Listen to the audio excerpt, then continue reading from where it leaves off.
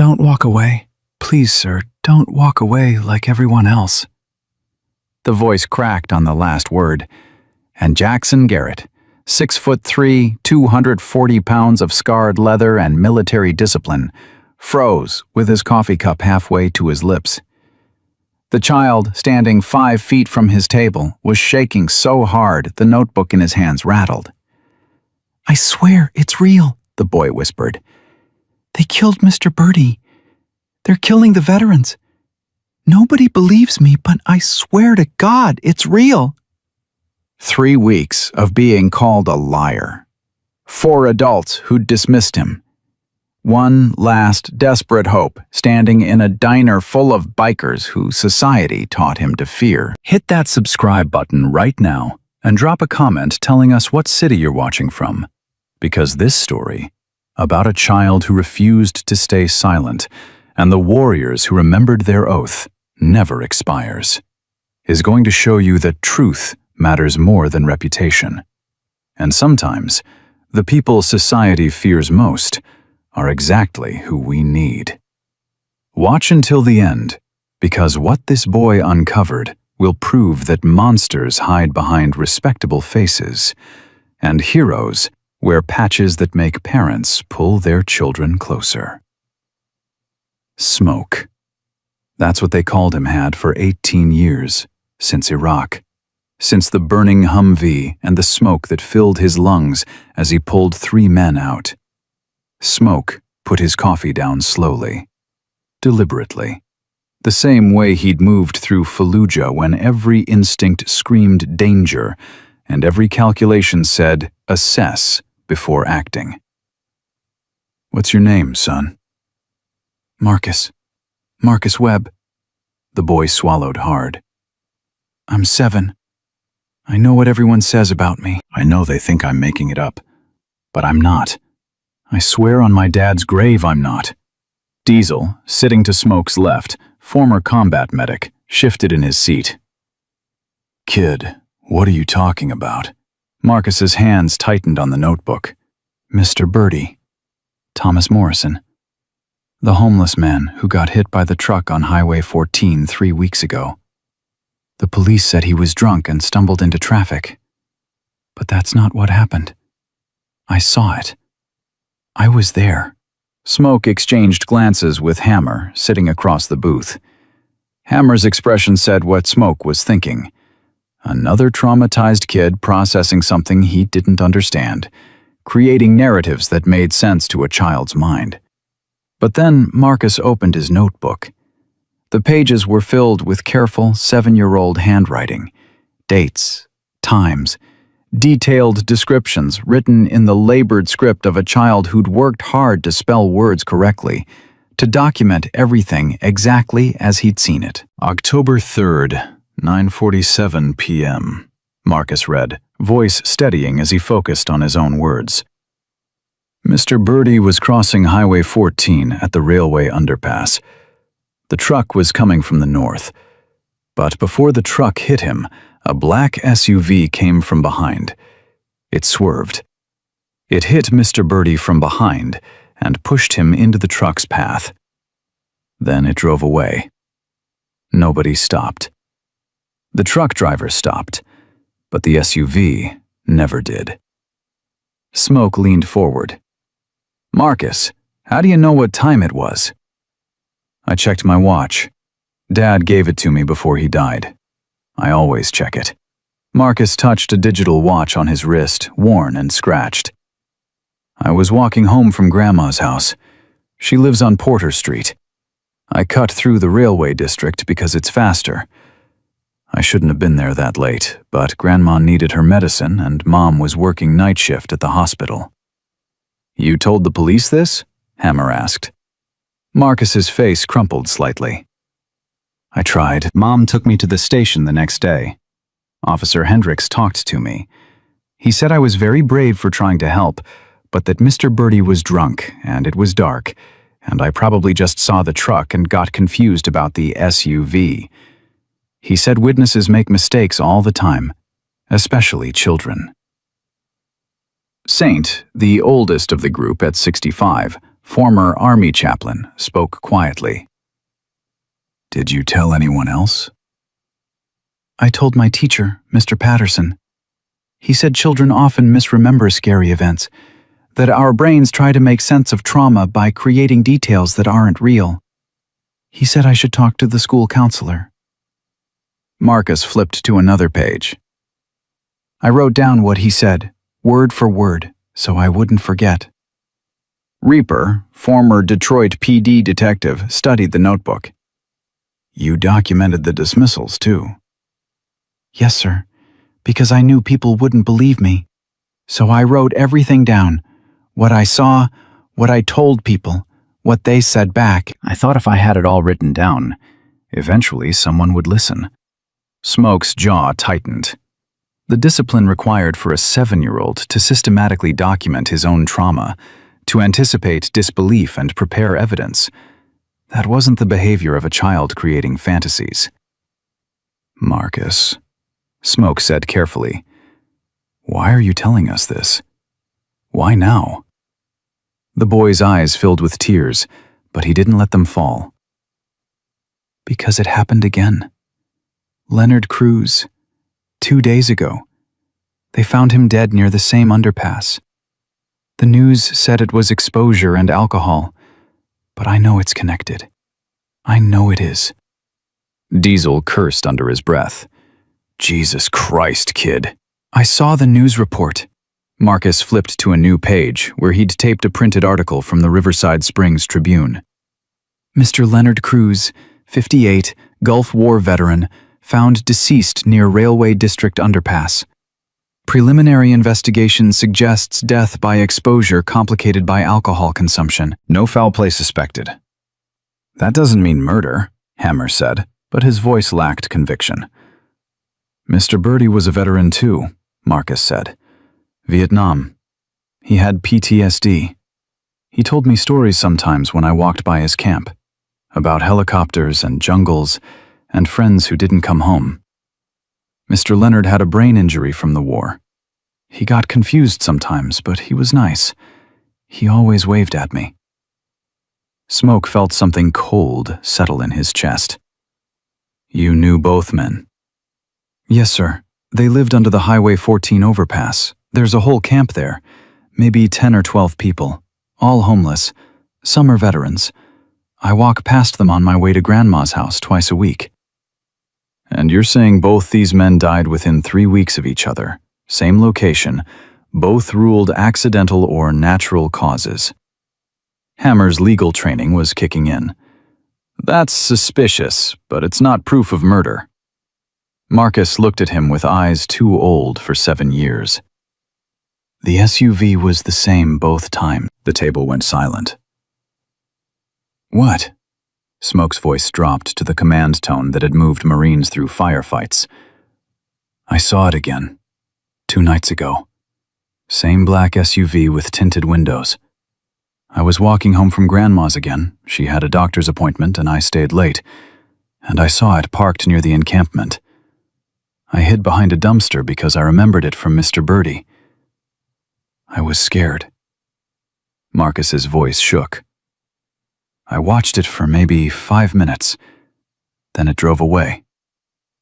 The next morning, Mr. Leonard was dead." Pixel, the youngest at 31, computer forensics expert, leaned in. "Did you see the license plate?" "Partial.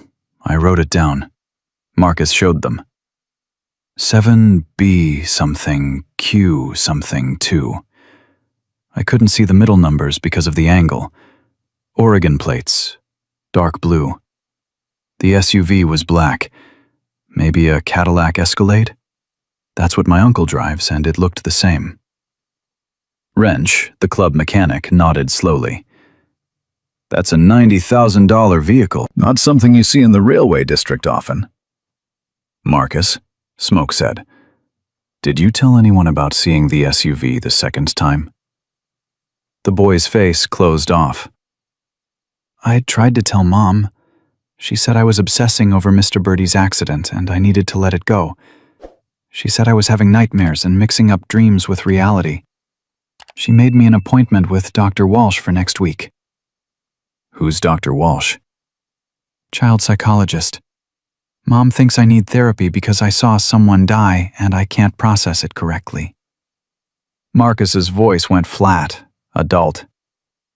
She thinks I'm traumatized and creating patterns that don't exist. Are you? Saint asked gently. Traumatized? Yes, sir. I saw a man die. I watched someone kill him and nobody believes me. But that doesn't mean I'm making it up. Those are different things. The logic was sound. The pain was real. And Smoke, who'd spent 23 years in the Marine Corps learning to read people, to assess threats, to separate lies from truth under pressure, believed him. "Show me the rest of your notebook," Smoke said. Marcus handed it over. 23 pages of meticulous documentation. Page 1 to 3, description of October 3rd incident, timeline, weather conditions, lighting, witness position. Page 4 to 6, SUV description, movement pattern, approximate speed, direction of travel after incident. Page 7 to 9, truck driver's actions, police response, ambulance arrival times, body removal. Page 10 to 12, interviews with other people in the area, including 2 other homeless individuals who'd seen the aftermath but not the impact. Page 13 to 15, his attempts to report it, verbatim conversations with his mother, teacher, police. Page 16 to 18, map of the area, drawn with surprising accuracy, marking his position, Birdie's position, vehicle trajectories. Page 19 to 21, Leonard Cruz' death, news report, his observations from October 25th. Page 22 to 23, pattern analysis written in 7-year-old language, but showing genuine critical thinking. Both veterans, both same place, both police say accident, both 3 weeks apart. What if there's more? Hammer took the notebook, read it carefully. Former Army CID investigator, 6 years practicing law before the club became his life. He looked at Smoke with an expression that said, "This is either the most elaborate child fantasy I've ever seen, or we're looking at serial murder." "Marcus," Hammer said slowly, "if what you're saying is true, and I'm not saying it isn't, but if it's true, why would someone kill homeless veterans?" "I don't know, sir. That's why I need help. I'm 7. I can't investigate this. I can't make police listen. I can't do anything except write it down and keep trying to tell people." His voice cracked again. "Please don't walk away like everyone else. Please." Smoke looked at his brothers. Diesel gave a slight nod. Hammer's expression said, "We need to verify, but I'm listening." Saint's face showed the same look he'd had 19 years ago when Smoke first met him at the VA, the look that said, "Someone's in pain, and I'm called to help." Reaper spoke up. "Kid's documentation is better than half the witness statements I saw in 20 years on the force. Either he's the most calculating 7-year-old in Oregon, or he's telling the truth." "I'm telling the truth," Marcus whispered. Smoke made the decision. "Okay, Marcus, I believe you." The boy's entire body sagged with relief, actual physical relief, like he'd been holding up the world and someone had finally helped carry it. "You do?" "I do. But believing you and proving it are different things. We're going to need to investigate. We're going to need evidence that holds up, and we're going to need to keep you safe while we do it." Smoke pulled out his phone. "What's your mother's number? I need to call her." "She won't believe you either." "She will. Because I'm not going to tell her I believe her 7-year-old's murder theory. I'm going to tell her that her son witnessed a traumatic death, came to us for help, and we're veterans who work with at-risk youth, and we'd like to coordinate with his therapist to make sure he's getting proper support."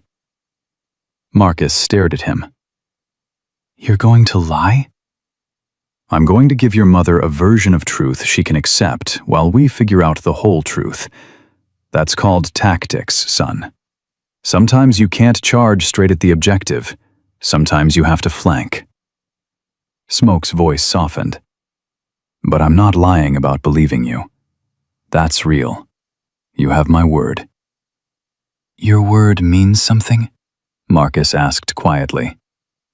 My word means everything. I'm a Marine. We don't break promises to people we've sworn to protect. And you just became one of those people. Diane Webb arrived at the diner 23 minutes later. Smoke watched a woman who'd clearly just come off a 12-hour night shift at the hospital, exhausted, worried, trying to hold herself together for her son.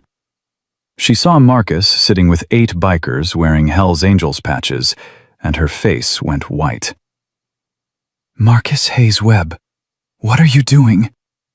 Mom, they believe me. Excuse me, ma'am. Smoke stood, extended his hand. Professional. Calm. My name is Jackson Garrett. I'm president of the Iron Brotherhood Motorcycle Club. We're a veterans organization. Your son approached us this morning with some concerns about a death he witnessed. We'd like to help. Diane ignored his hand.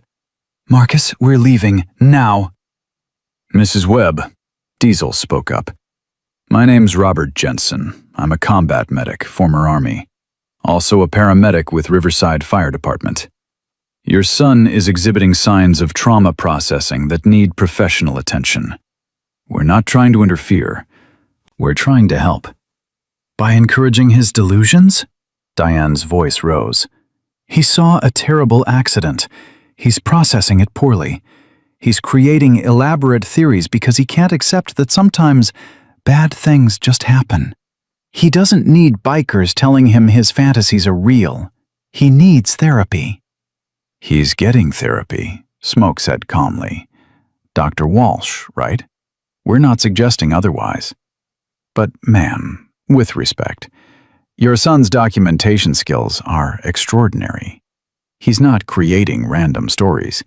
He's observed patterns and reported them systematically. That deserves investigation, not dismissal. He's 7 years old! Yes, ma'am, which makes his credibility difficult for adults to accept. But it doesn't make him wrong. Smoke gestured to the notebook on the table. Have you read this? All of it? I've seen his drawings and his notes. They're elaborate. That's what traumatized children do. They create detailed narratives to process overwhelming experiences. Hammer stood.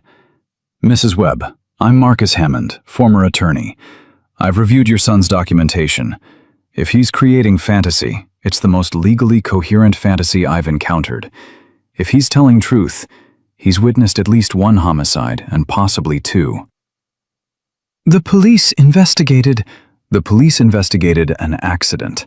They didn't investigate murder because they had no reason to suspect it. But if your son's observations are accurate, they should reopen the case. Hammer's voice was gentle but firm. All we're asking is that you let us verify his claims. If he's wrong, we'll help him understand why and support his therapy. If he's right, someone's killing homeless veterans 3 blocks from my mother's house, and my son is a witness. Diane's voice broke. If he's right, my child is in danger. Yes, ma'am, Smoke said, which is why we want to help. We're veterans. The men who died were our brothers. If someone's targeting them, we take that personally. And if your son is the only witness who saw through it, we protect him. That's not negotiable. Diane looked at Marcus, really looked at him, saw the hope in his face, the desperate need to be believed. Baby, she whispered, are you absolutely sure about all of it? I swear it's real, Mom. I swear on Dad's memory it's real. She closed her eyes. When she opened them, tears were falling. Okay.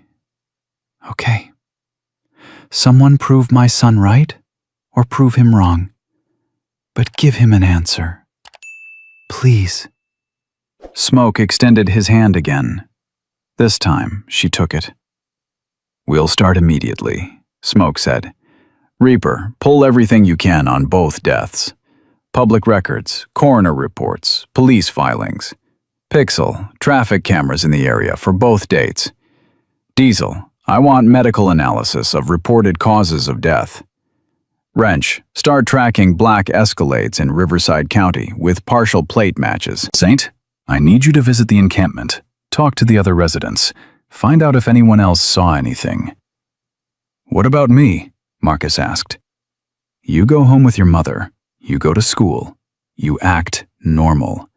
You don't tell anyone else about this, not friends, not teachers, nobody. Can you do that? Yes, sir.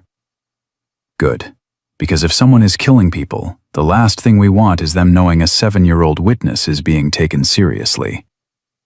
Smoke knelt down to Marcus's eye level. You did good coming to us. You did exactly right. Now you let us handle it. Deal? Deal. But you'll tell me what you find? Age-appropriate version, yes. Full details, no. You're 7. Some things you don't need carrying around in your head. Marcus considered this. Okay. But you won't lie to me? I won't lie to you. You have my word. Marine's honor. The boy studied Smoke's face for a long moment, then nodded. Okay, I believe you.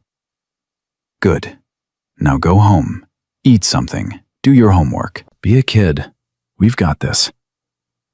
As Diane and Marcus left the diner, Hammer said quietly, We just promised to investigate a double homicide based on a 7-year-old's testimony. You know how this looks? I know how it looks.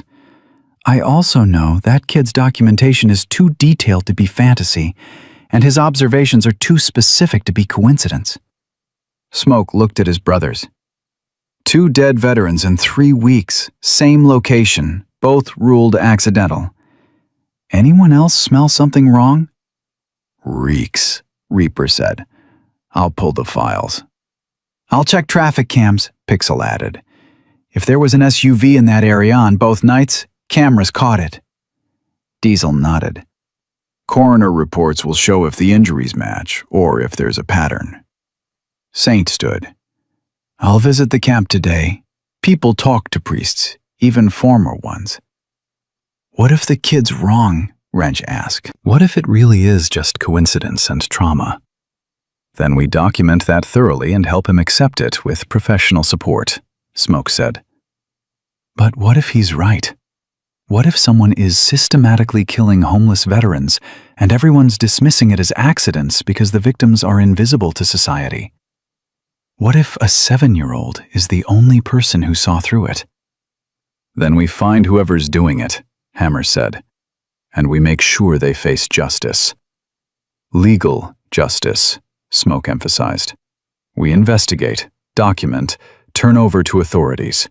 We do this right, by the book, because that kid deserves adults who take him seriously enough to do it properly. The brothers nodded agreement. No debate, no hesitation. One more thing, Smoke added. If we're investigating, we need to know what we're protecting against. If these deaths are deliberate, there's a reason. Homeless camps don't just attract random serial killers. There's a motive. We need to find it. I'll check property records, Hammer said. See who owns the land where the camp is, if there's development pressure, financial incentives for clearing the area. Good. We meet back here tomorrow morning, 0600. Share findings. Smoke looked at each of them. We voted to protect that kid. We voted to honor our brothers if they were murdered. Now we follow through. Like Marines. Like we were taught. Semper Fi, Diesel said quietly. Semper Fi, they answered. As the bikers dispersed to their assignments, Smoke sat alone in the booth, looking at Marcus's notebook. 23 pages of a child's desperate attempts to be heard. He thought about his own son, Ethan, 22 years old, Marine Corporal, dead by his own hand 3 years ago. PTSD. The VA had failed him. The system had failed him. He'd tried to tell people he was drowning, and everyone said he just needed to adjust, to be strong, to power through. Nobody listened, until it was too late. Smoke wasn't going to let that happen to another child. Not on his watch. "I believe you, Marcus," he said to the empty diner, "and I'm going to prove you right." Outside, 8 motorcycles roared to life.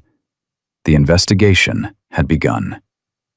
And 300 miles away, in an expensive office overlooking downtown Portland, a man named David Thornton received a phone call that made him very, very nervous. "Sir," his assistant said, "there's been activity around the Riverside Springs property. Someone's asking questions about the recent deaths." "Who?" "Local motorcycle club, veterans organization, Iron Brotherhood MC." Thornton's hand tightened on his phone. "Handle it." "Sir, I said, handle it. Those camps need to be cleared by December 1st. I don't care about some bikers playing detective. The timeline doesn't change."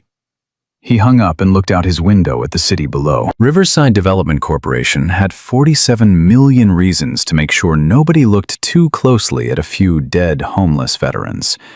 And if a child and some bikers thought they could stop progress, they were about to learn how wrong they were. Reaper found the first inconsistency at 11:30 that night. He'd been sitting in his home office for 6 hours, surrounded by printouts of police reports, coroner documents, and city records pulled through channels that were barely legal but completely necessary.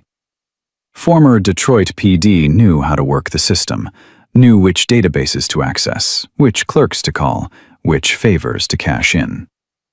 His phone rang. Smoke answered on the first ring. "Talk to me."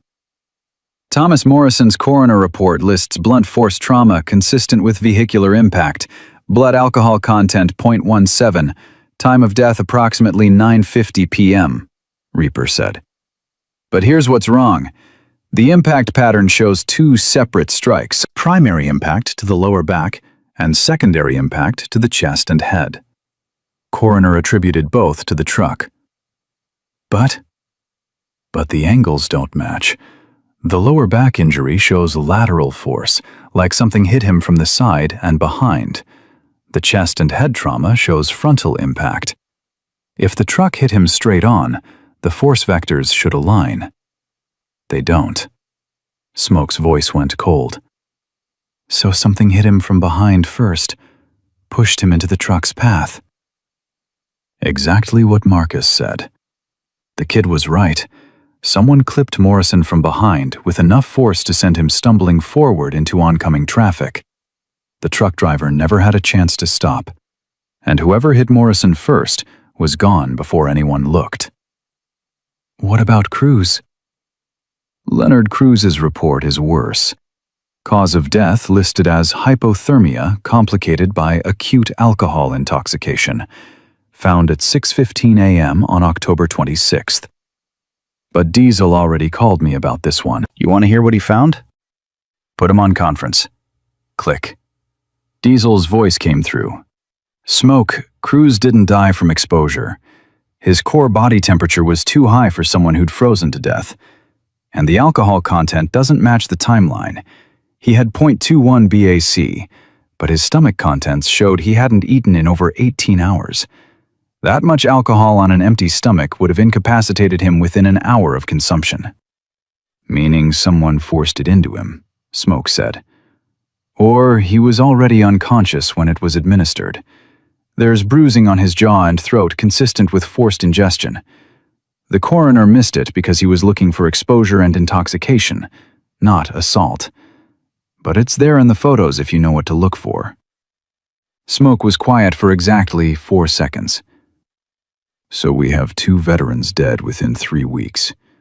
One pushed into traffic, and one force-fed alcohol and left to die. Both deaths staged to look accidental, both in the same location. Marcus was right about everything. "There's more," Reaper said. "I pulled property records for the railway district. Guess who owns the land where the homeless camp is located?" "Tell me." "Riverside Development Corporation, subsidiary of Thornton Industries. CEO is David Thornton, age 43, Portland-based, net worth approximately $89 million. Sits on Riverside Springs City Council. Major donor to the mayor's re-election campaign. His company has development contracts worth $47 million to convert the railway district into mixed-use commercial and residential space." "And homeless camps make that difficult?" "Impossible. The city rezoning requires the area to be cleared of unauthorized occupants by December 1st. That's 5 weeks from now. Thornton's company loses the contract if they can't deliver vacant land on schedule." Smoke's jaw tightened. "How many people live in that camp?" Marcus said 10 to 12. "Saints there now, getting exact count." As if summoned, Smoke's phone buzzed with an incoming call. Saint. "I'm adding you to the call," Smoke said. "What have you got?" Saint's voice was strained. 7 people currently living under the Highway 14 overpass. 4 are veterans. All of them knew Morrison and Cruz. And Smoke, they're scared. 3 different people told me they've been approached by a man in an expensive suit, offering them money to relocate. $200 cash to pack up and leave voluntarily. Did they take it? 2 did. Left last week. The other 5 refused because they've been here for years. They know the shelters are full, and $200 doesn't get you housing when you're homeless. It gets you robbed or dead. Did anyone describe the man in the suit? White male, early 40s, well-dressed, drives a black SUV. Professional, polite. Offered the money like he was doing them a favor. When they refused, he said he understood, but maybe they should reconsider because accidents happen in places like this. He threatened them. Implied threat. Plausible deniability. Smart enough not to say anything directly actionable. Saint paused. Smoke, there's a woman here named Rachel. Rachel Delgado. 51 years old, Army veteran, Desert Storm. She bunked with Morrison. She said he told her 2 days before he died that the suit man had come back and told him specifically that stubborn people who don't accept help sometimes get hurt trying to prove a point. Did she report it? To who? The police? They don't care about threats against homeless people. She told me Morrison laughed it off, said he'd survived Vietnam and some rich bastard in Italian shoes didn't scare him. Saint's voice cracked. 3 days later, he was dead. Smoke closed his eyes. How many of the 7 people there are veterans? 4. Rachel, William Patterson, goes by Doc, 61, Desert Storm medic. Anthony Chen, 53, Navy, Gulf War. And Jerome Washington, 58, Army, Panama and Iraq. The other 3 are civilians, but long-term homeless. They've built community there. They look out for each other. They're targets, Diesel said flatly. All of them. Thornton needs that land clear. He's already killed 2 people. He's not going to stop. We need to move them, Reaper added. Get them somewhere safe. They won't go, Saint said immediately. I already suggested it. Rachel told me in very clear terms that they're not abandoning their home because some rich developer wants to build condos. She said they've been pushed around their entire lives and they're done running. Smoke understood that, respected it, but it didn't change the math. Saint, you still there with them? Yes, sitting around their fire. They're feeding me stew that's better than anything I've had in a month. Stay there tonight. Hammer, Wrench, Diesel, I want you to join him. 4 of us on rotating watch. Nobody approaches that camp without us knowing. Reaper, keep digging into Thornton. Pixel, where are you on traffic cameras? Pixel's voice came through a new line. Just pulled footage from October 3rd and October 26th. Smoke, you need to see this. Send it. 30 seconds later, Smoke's phone buzzed with video files. He opened the first one. Grainy, black and white footage from a traffic camera covering Highway 14 near the railway underpass. Timestamp, October 3rd, 9:43 p.m. A figure walking along the shoulder. Thomas Morrison, recognizable from the photos. Headlights approaching from behind. Truck from the north. And then, exactly as Marcus described, a dark SUV entering frame from the southeast access road. The SUV accelerated, clipped Morrison from behind, not hard enough to kill him, just enough to send him stumbling forward into the truck's path. The truck's brake lights flared too late. Impact. Morrison went down. The SUV never stopped, never slowed, just drove past and disappeared north on Highway 14. License plate partially visible. 7B something Q something 2. Oregon plates. Black Cadillac Escalade. Jesus Christ, Smoke breathed. The kid was right about everything. He opened the second video. October 26th, 11:17 p.m. Same location, different angle. The same SUV parked on the access road for 11 minutes. A figure exited the driver's side, too far from the camera to identify clearly, but wearing what looked like business attire. The figure approached the underpass area, disappeared from frame for 8 minutes, then returned to the SUV and drove away. At 6:15 a.m. on October 26th, Leonard Cruz was found dead 50 yards from where that SUV had parked. Pixel, can you enhance the driver's image? Already working on it. Image quality's terrible, but I'm running facial recognition against David Thornton's public photos. If it's him, we'll know in an hour. And the license plate? Partial match to a 2023 Cadillac Escalade, registered to Riverside Development Corporation. Company vehicle. I'm pulling records of who had it signed out on both dates. Smoke felt the case solidifying. Evidence, documentation, pattern, motive. Everything Marcus had insisted was real, validated by video footage and forensic analysis. We need to call the police, Hammer said. This is beyond citizens' investigation.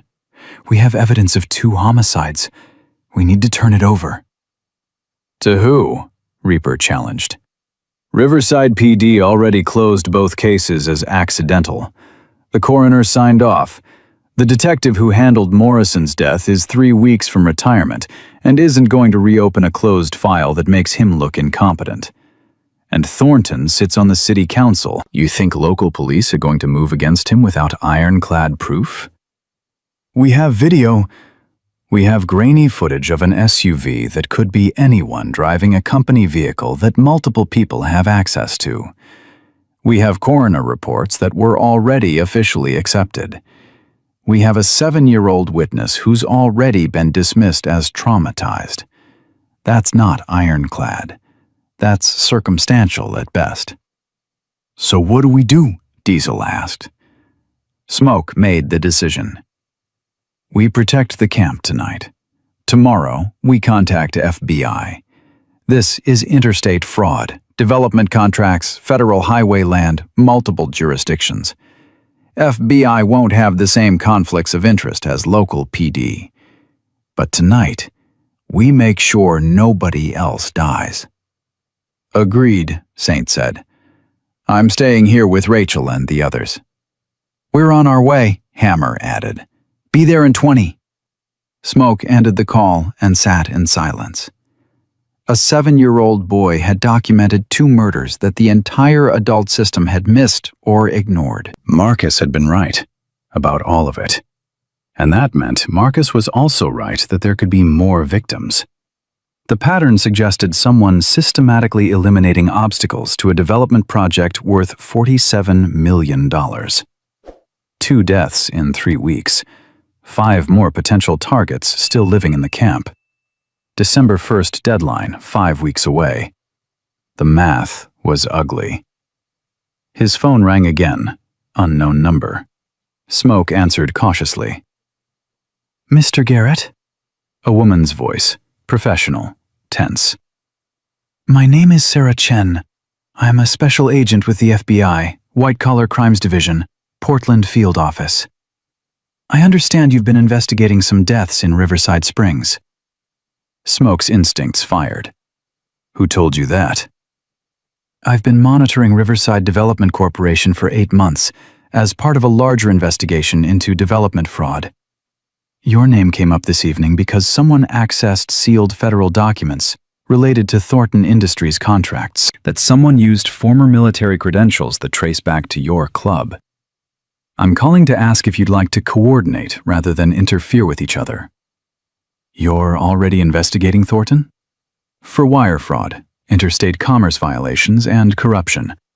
We've been building a case since February, but if you have evidence connecting him to homicides, that changes everything. Murder moves this from white-collar prosecution to major crimes, and it gives me leverage I don't currently have. Smoke calculated quickly. What do you need? Everything you've found. Tonight. I'm sending you a secure file transfer link. Upload all documentation, videos, forensic analysis, witness statements. I'll have a team in Riverside Springs by morning. We have a 7-year-old witness who saw the first murder. He's been dismissed by local authorities. I need guarantees he'll be protected and taken seriously. You have my word. If his testimony is credible and supported by evidence, he'll be protected under federal witness protocols. But Mr. Garrett, I need you to stand down on any direct action. If Thornton suspects federal investigation, he'll destroy evidence and run. I need you to watch, document, and report. Can you do that? We have 4 men heading to the homeless camp right now. There are 7 people there who we believe are potential targets. I'm not pulling my people until those civilians are safe. Chen was quiet for 3 seconds. Understood. Keep them safe. Don't engage unless absolutely necessary. If anything happens, you call me immediately. She rattled off a direct number. I'll have agents positioned by 0400 hours. But Garrett, this stays quiet. No confrontations. No vigilante justice. We do this legally, or we lose him. Are we clear? Crystal clear, Agent Chen. You'll have our files within the hour. Good. And Mr. Garrett, thank you for believing that child. Most people wouldn't have. She hung up. Smoke immediately called Pixel. I'm forwarding you contact info for FBI agent Sarah Chen. Upload everything we have to her secure server. Everything. Videos, documents, forensics, Marcus's notebook. Photograph every page. She's running point on federal prosecution. You trust her? I trust that she's been investigating Thornton longer than we have, and she has resources we don't. And I trust that she called us instead of shutting us down. That means she needs what we found. Uploading now. Smoke's next call was to Diane Webb. She answered on the 4th ring, groggy. Mr. Garrett? It's almost midnight. Mrs. Webb, I need you to listen carefully. We verified Marcus's observations. Both deaths were homicides staged as accidents. We have video evidence. We're coordinating with FBI. Your son was right about everything. Silence. Then a sound like air being punched from lungs. Oh my God. Oh my God, he was telling the truth. Yes, ma'am. Which means he's a witness to 2 murders. FBI is taking over the investigation, but I need you to keep Marcus home from school tomorrow. Keep him inside. Don't let him walk to his grandmother's house. Don't let him go anywhere alone. Federal agents will want to interview him, but they'll do it properly with child psychologists present. He's in danger. Potentially. The man we suspect doesn't know Marcus exists as a witness yet. But if he finds out, he's already killed twice to protect a $47 million development contract. We're not taking chances with your son's safety. What do I tell him? Tell him we believed him. Tell him he did the right thing. Tell him he saved lives by being brave enough to keep telling the truth. Smoke's voice softened. And tell him I'm proud of him. He's got more courage than most Marines I served with. Diane was crying now. I should have believed him from the start. I should have listened. You believed him enough to bring him to us. That's what matters. Now keep him safe while we handle this. Okay. Thank you, Mr. Garrett. Smoke ended the call and headed for his motorcycle. Saint and the others needed backup, and he wasn't going to coordinate a protection operation from his living room. The ride to the railway district took 18 minutes. Cold October night, temperature dropping toward freezing, his breath visible in the headlight beam. He thought about the 7 people living under that overpass, veterans and civilians who'd built community in the margins society ignored. He thought about Thomas Morrison, Vietnam veteran who'd survived war and PTSD and homelessness, only to be murdered for occupying land a rich man wanted. He thought about Leonard Cruz, Gulf War veteran with a traumatic brain injury, force-fed alcohol, and left to freeze. He thought about his son Ethan, Marine Corporal, 22 years old, who'd tried to tell people he was drowning, and nobody listened until it was too late. This time would be different. This time, someone was listening. Smoke pulled into the access road near the underpass. 4 motorcycles already parked. Saint, Hammer, Diesel, Wrench, standing around a fire barrel with 7 homeless individuals. Rachel Delgado saw Smoke and stood, extending her hand. You're the president Saint told us about. Jackson Garrett. People call me Smoke. He shook her hand. Firm grip. Direct eye contact. Soldier recognizing soldier. Rachel Delgado, Army, First Gulf War. These people are my family. Saint says you believe someone killed Thomas and Leonard. I know someone did. We have evidence. FBI is taking over the investigation. But tonight, my brothers and I are staying here to make sure nothing happens to you or anyone else. We don't need protection. Yes, ma'am, you do. The man who killed your friends has a December deadline. He's already killed twice. He'll kill again if we give him the chance. Smoke's voice went hard. I'm a Marine. These are my brothers. Those 2 men were veterans. That makes them our responsibility. And we failed them. We didn't know what was happening until a 7-year-old boy documented it and begged us to listen. We're not failing the rest of you. Rachel studied his face. 7-year-old? Marcus Webb. He witnessed Morrison's death, saw the SUV clip him from behind, tried to tell police, teachers, his mother. Nobody believed him until he came to us this morning. Smoke pulled out his phone, showed her Marcus's notebook photographs. He documented everything. Dates, times, descriptions. He wrote down every time an adult dismissed him. He kept trying to tell the truth because he knew it mattered. Rachel's eyes filled with tears. Thomas loved that kid. Marcus used to walk past on his way to his grandmother's house. Thomas would wave, tell him stories about helicopters. Marcus would bring him snacks sometimes, apple slices, crackers. Thomas said Marcus was the only person who looked at him like he was human instead of invisible. Marcus saw him get killed, and he refused to let it be forgotten. He saved your lives tonight by making us investigate. Smoke looked at the others gathered around the fire. We're staying. You're welcome to accept our help or tell us to leave. But either way, we're not going anywhere until FBI secures this area and the man who killed your friends is in custody. William Doc Patterson spoke up. 61 years old, Desert Storm medic, shaking slightly from Parkinson's. How long? FBI arrives at 0400 hours, 6 hours from now. We hold position until then. And after that? After that, you testify.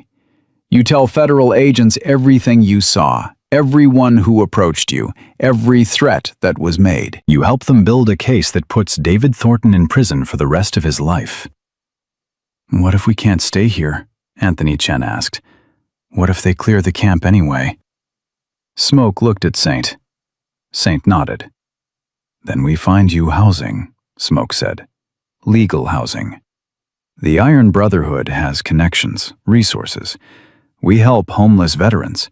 It's part of what we do. But first, we make sure you're alive to be housed. Deal? Rachel looked at the others. Silent communication. Then back to Smoke. Deal. But if this suit bastard shows up tonight, I want 5 minutes with him before you call the feds. Can't promise that, ma'am. But I can promise he won't hurt anyone here. You have my word. She accepted it. The next 5 hours were the longest of Smoke's life. Rotating watch, listening to Rachel and Doc and Anthony and Jerome tell stories about Thomas Morrison and Leonard Cruz. Learning that Morrison had saved 3 men's lives in Vietnam, that Cruz had pulled 2 children from a burning building in Tacoma before his injury, that both men had families who'd stopped calling years ago, who'd given up on them, who didn't come to identify their bodies. Learning that Marcus Webb, 7 years old, grieving his dead father, trying to be brave, had seen Thomas Morrison as human when everyone else saw him as a problem to be solved. At 3:47 a.m., headlights appeared on the access road. Black Cadillac Escalade. Smoke's hand went to his phone. Everyone went silent. The SUV approached slowly, stopped 50 yards away. Idling. Watching. Hammer had his camera out, recording. Diesel moved to position himself between the vehicle and the civilians. Wrench's hand was on his phone, ready to dial 911. The SUV sat there for 90 seconds. Then it reversed, turned around, and drove away. He knows we're here, Saint said quietly. Good, Smoke replied. Let him know. Let him see that these people aren't alone anymore. At 4:03 a.m., 3 black SUVs arrived. FBI agent Sarah Chen stepped out, 50-something, Vietnamese-American, wearing a windbreaker that said Federal Agent in yellow letters. Mr. Garrett, I'm Agent Chen. We spoke on the phone. Agent, your timing's good. We had a visitor 17 minutes ago. Black Escalade, same partial plate Marcus documented. Watched us for 90 seconds, then left. We saw him on surveillance. We've had eyes on this location since midnight. We know who was driving. Thornton? His head of security, former Portland PD, hired 2 years ago. We're bringing him in for questioning at 0600. Chen looked at the 7 people around the fire. You're the camp residents? Rachel stood. We are. Ma'am, I'm going to need statements from all of you. Everything you've seen, everyone who approached you, every conversation. This is a federal investigation now. You have protections. You have rights. And you have my guarantee that we will prosecute everyone involved in your friends' deaths. And our camp? Doc asked. We live here. Federal investigators will secure this as a crime scene. You'll need temporary housing. We have emergency vouchers. We've got their housing. Smoke interrupted. Already arranged. They're staying at the Iron Brotherhood clubhouse until permanent placement is secured. Unless they object. 7 sets of eyes looked at him. Rachel smiled slightly. No objection. Agent Chen nodded. That works. Mr. Garrett, I need you and your people to come to the Portland field office at 10 a.m. We'll take formal statements, review evidence, Coordinate witness protection for the Webb child. We'll be there. As the FBI began processing the scene, Smoke walked Rachel and the others to the waiting motorcycles.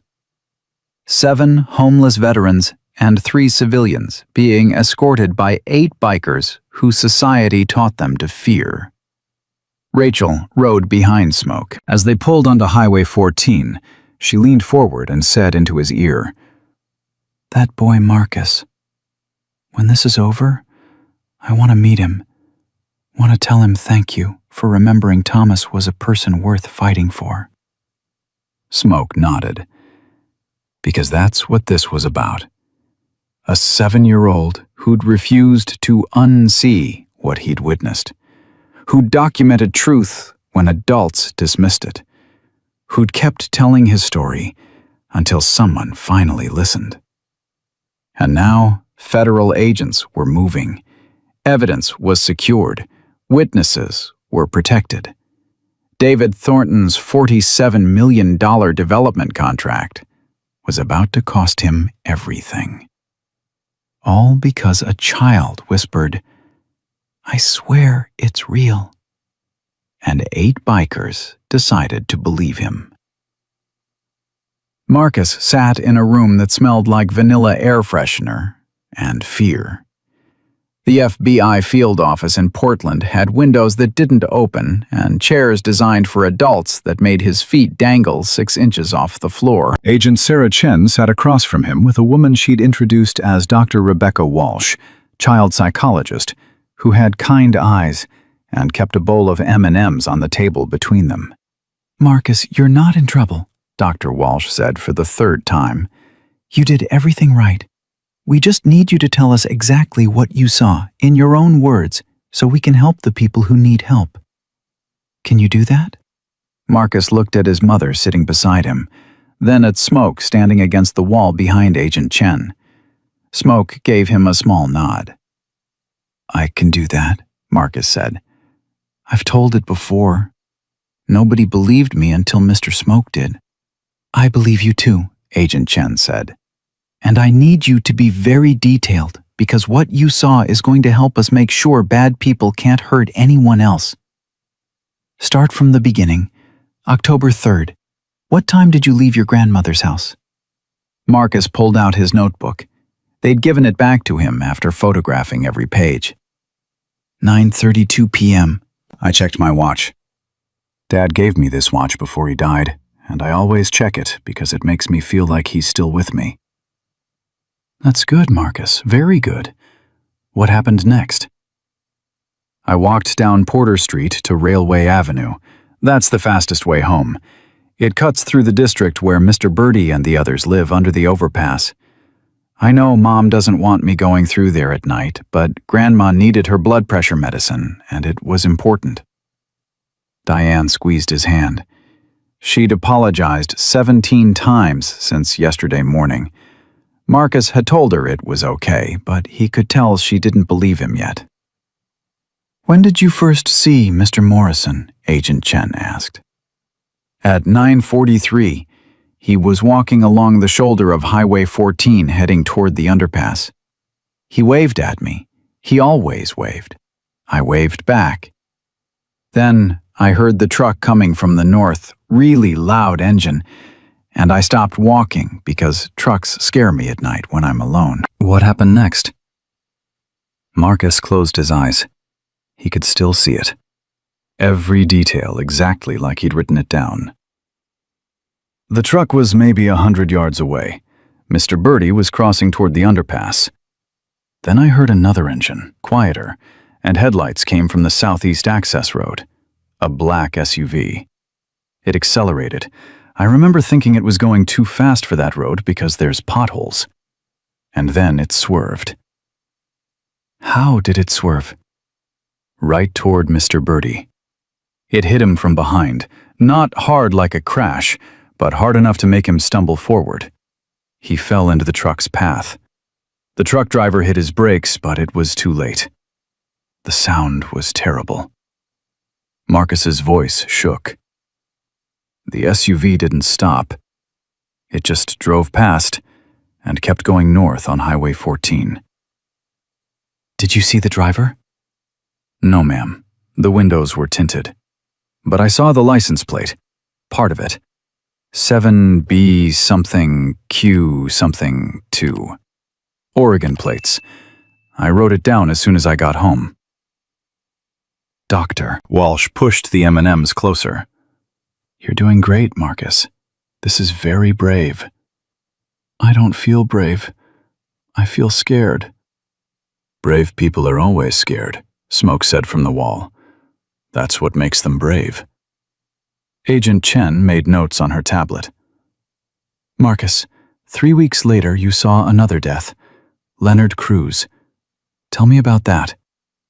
Marcus flipped pages in his notebook. October 25th at night. I was walking home from Grandma's again.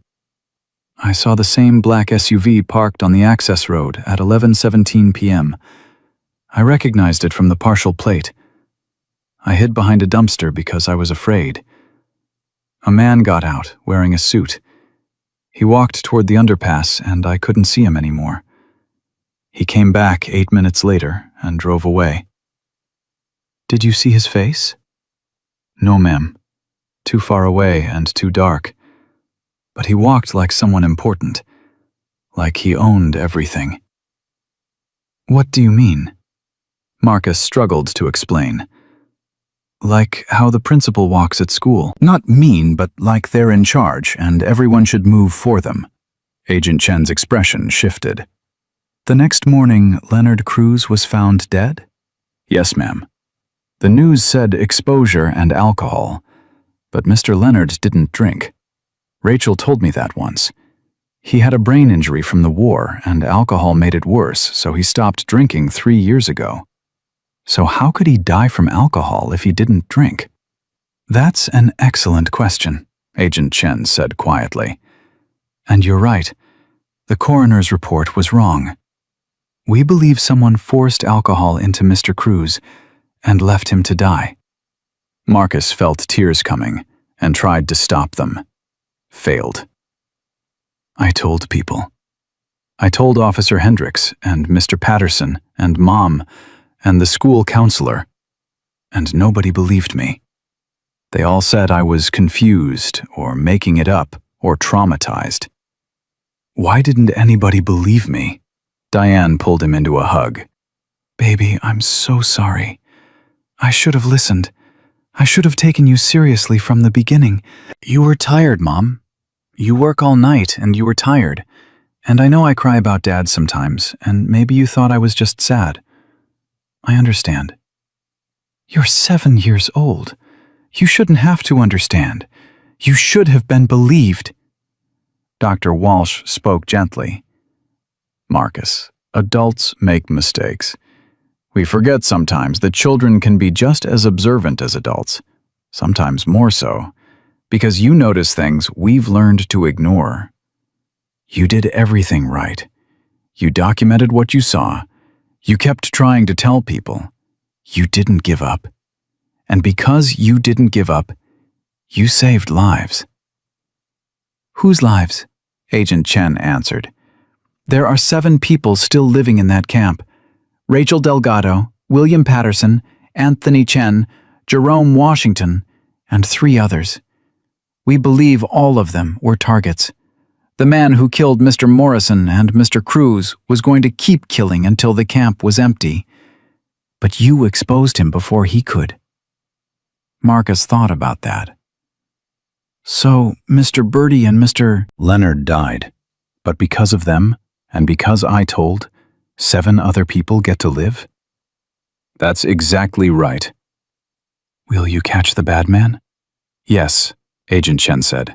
I promise you we will catch him. But Marcus, I need to ask you something difficult.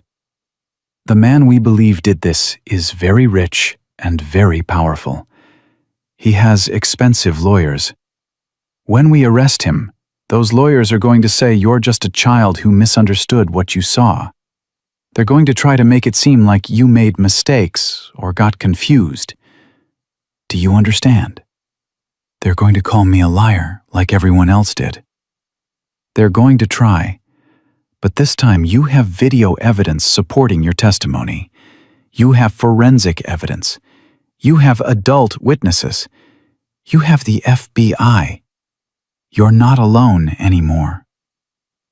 Marcus looked at Smoke again. Will you be there? When they try to say I'm lying, will you be there? Wouldn't miss it, Smoke said. You've got 8 bikers who believe every word you say, and we're pretty good at making sure people listen when we think something's important. Marcus managed a small smile. You're scary looking, but you're actually really nice. That's the secret, kid. The scariest looking people are sometimes the safest. Remember that. The interview lasted another 90 minutes, every detail documented, every timeline verified, every observation cross-referenced against evidence. When it was finally over, Agent Chen walked them to the lobby.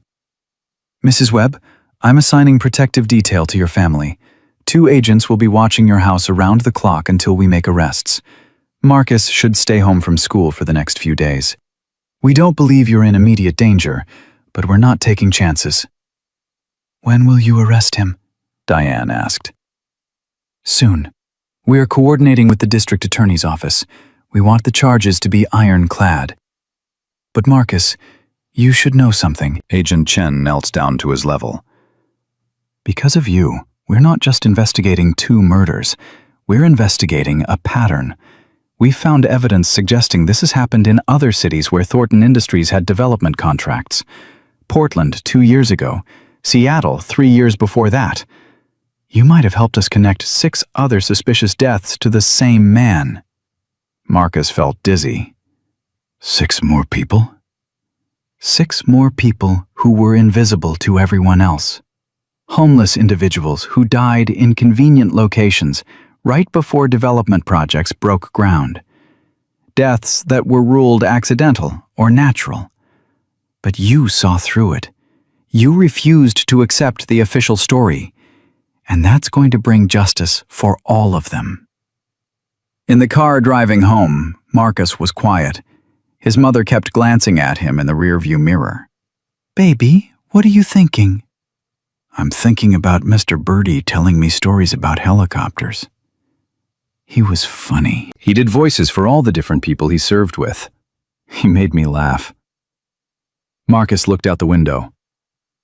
And I'm thinking that he's dead, and I saw it happen, and I couldn't stop it. I tried to tell people, so maybe they could stop it from happening again, but they didn't listen fast enough. And Mr. Leonard died too. That's not your fault. I know, but it still hurts. Diane pulled over, turned around in her seat. Marcus Hayes Webb, you listen to me. You are 7 years old. 7. You witnessed something horrible, and instead of hiding from it or pretending you didn't see it, you documented it. You told everyone who would listen. You kept trying even when adults dismissed you. You walked up to 8 bikers you'd never met and begged them to believe you.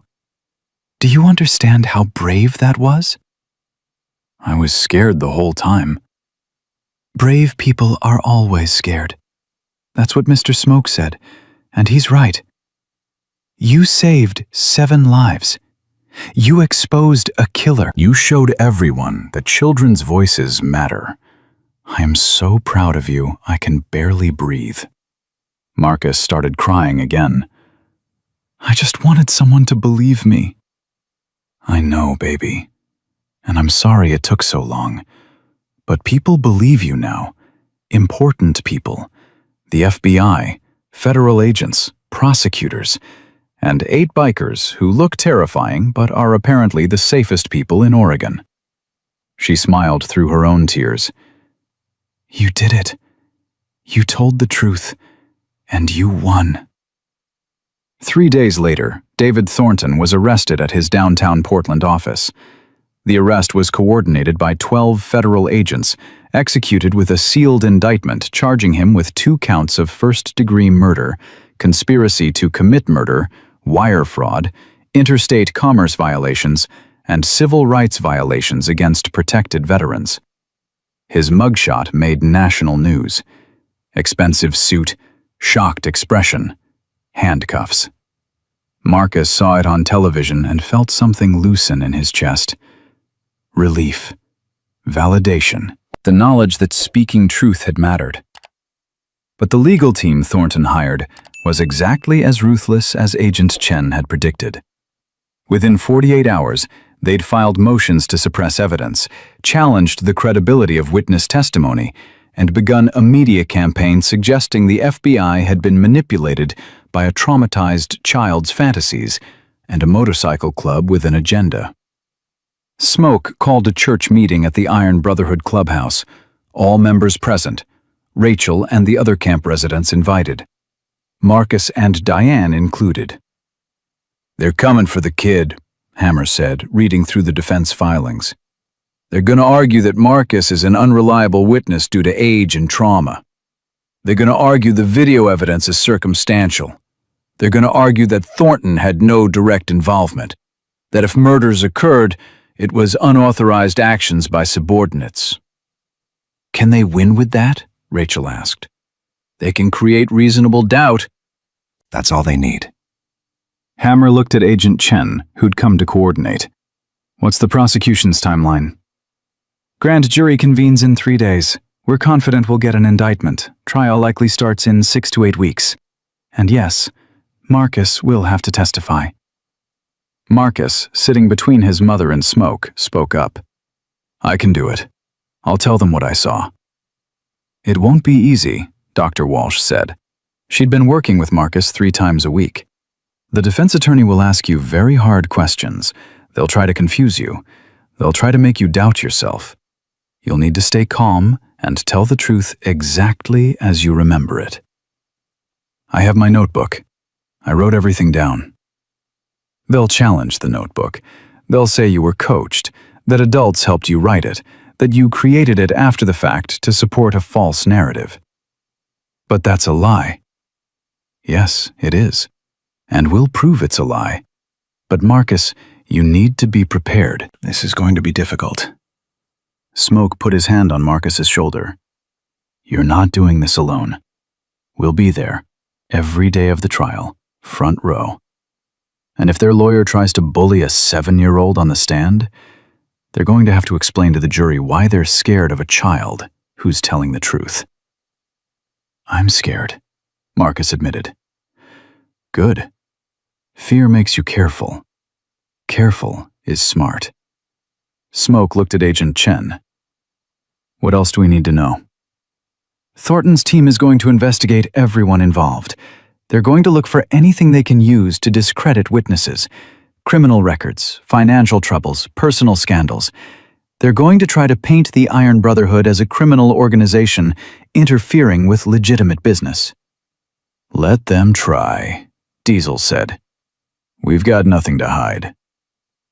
"Actually," Pixel said quietly, "they've already started. Someone's been probing our online presence, looking for dirt. They hacked into Wrench's email 2 days ago." Wrench swore. "What did they find?" "Nothing useful to them. Invoices for the garage, pictures of motorcycles, an argument with your ex-wife from 2019. I locked them out and reported it to FBI cybercrimes, but they're desperate." Agent Chen made notes. "I'll add electronic harassment to the charges, but this proves they're worried. If they weren't scared of your evidence, they wouldn't be attacking you." Rachel stood up. "What about us? The camp residents. We're testifying too, right?" "Yes. Your testimony establishes pattern and motive. You'll describe Thornton's threats, the offers to relocate, the timeline of deaths corresponding with development deadlines. They'll say we're homeless drug addicts whose testimony can't be trusted. Some of you are veterans with honorable service records. Some of you have been sober for years. We have medical documentation. We have employment histories. And we have the fact that 2 of your friends are dead, and you're the people who knew them best." Agent Chen's voice was steel. "They can try to discredit you, but I've been prosecuting white-collar criminals for 19 years. I know how to present witnesses. Trust me." Doc Patterson spoke up. He'd been quiet through most of the meeting, Parkinson's making his hands shake. What happens to us when this is over? The camp's a crime scene. We can't go back. We told you, Smoke said. Housing. We're working with the VA and local veteran services. Every veteran in this room is getting placed in permanent supportive housing. Civilian residents are getting connected with social services and housing assistance. Nobody's going back to the street. Why? Jerome Washington asked. 58 years old, Army veteran, Iraq and Panama. Why are you doing all this for people you don't know? Smoke was quiet for a moment. When he spoke, his voice carried weight. Because my son was a Marine, 22 years old. He came home from Afghanistan with PTSD. He tried to tell people he was drowning. He tried to get help. The system failed him. The VA failed him. I failed him. He killed himself 3 years ago in the garage behind my house with his service weapon. The room went completely silent. I can't save my son, but I can honor his memory by making sure no veteran dies alone and forgotten because society decided they don't matter. Thomas Morrison mattered. Leonard Cruz mattered. Every single one of you matters. And that 7-year-old boy sitting right there refused to let anyone forget it. So we're doing this because it's right. Because it's what Marines do. Because my son would have done the same thing. Rachel's voice was thick with emotion. Ethan would be proud of you. I hope so. Because I'm doing this for him and for every brother and sister who served and came home broken and got abandoned by the country they protected. Smoke looked at Marcus. And I'm doing it for that kid, who showed more courage in 3 weeks than most adults manage in a lifetime. Marcus met his eyes. Mr. Smoke, I'm sorry about your son. Me too, buddy. But you know what? Meeting you reminded me that there are good people in this world. Young people who care about doing right even when it's hard. That gives me hope. Agent Chen cleared her throat. We have 3 days until the grand jury. I need final statements from everyone. I need to prepare Marcus for testimony, and I need all of you to be ready for the media circus that's about to happen. Thornton's team will try to control the narrative.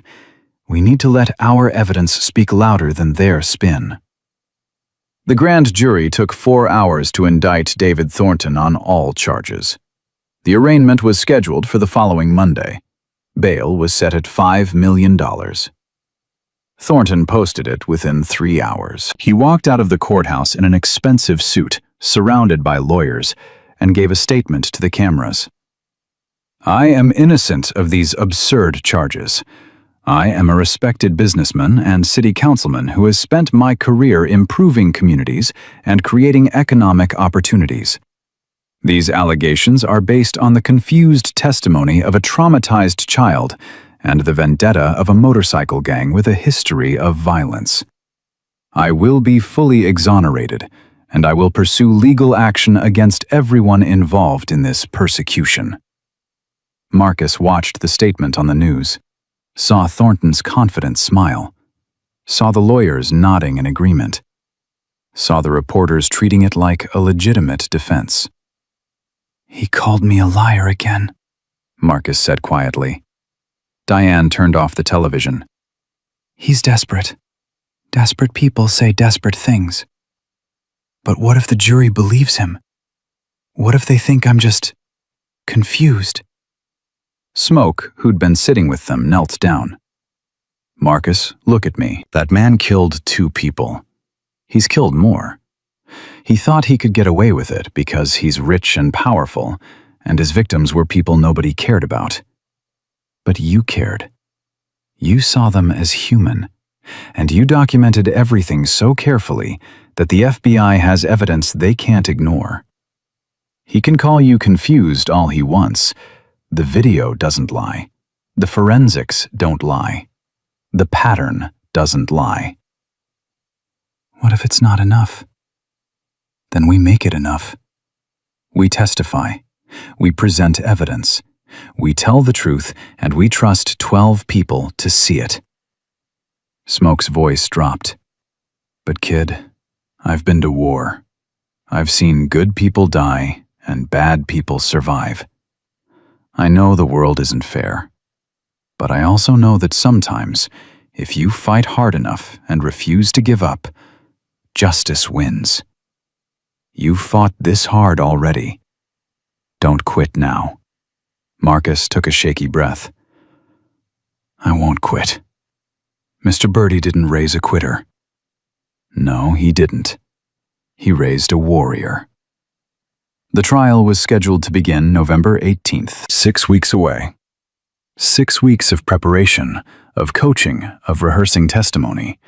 6 weeks of Thornton's legal team trying to discredit everyone involved. 6 weeks of media coverage dissecting every aspect of the case. But Marcus had his notebook. He had his testimony.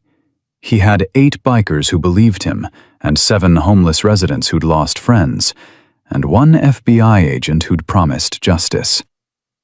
And he had the truth. That had to be enough. Because if telling the truth wasn't enough to stop powerful people from killing vulnerable ones, then nothing was. And Marcus refused to believe that nothing mattered. Mr. Birdie had mattered. Mr. Leonard had mattered. The truth mattered. And in 18 days, the world was going to hear it. The courtroom smelled like old wood and nervous sweat. Marcus sat in the witness chair with a booster cushion beneath him so the jury could see his face clearly. His feet still didn't touch the floor. His hands gripped his notebook so hard his knuckles were white. David Thornton sat 20 feet away at the defense table, wearing a navy suit that probably cost more than Diane made in 3 months. He looked at Marcus with an expression that was supposed to seem sympathetic, but felt like ice. "Marcus," the prosecutor said gently. She was Assistant U.S. Attorney Jennifer Pacheco, 46 years old, 22 years putting criminals away. "Can you tell the jury what you saw on October 3rd at 9:47 p.m.?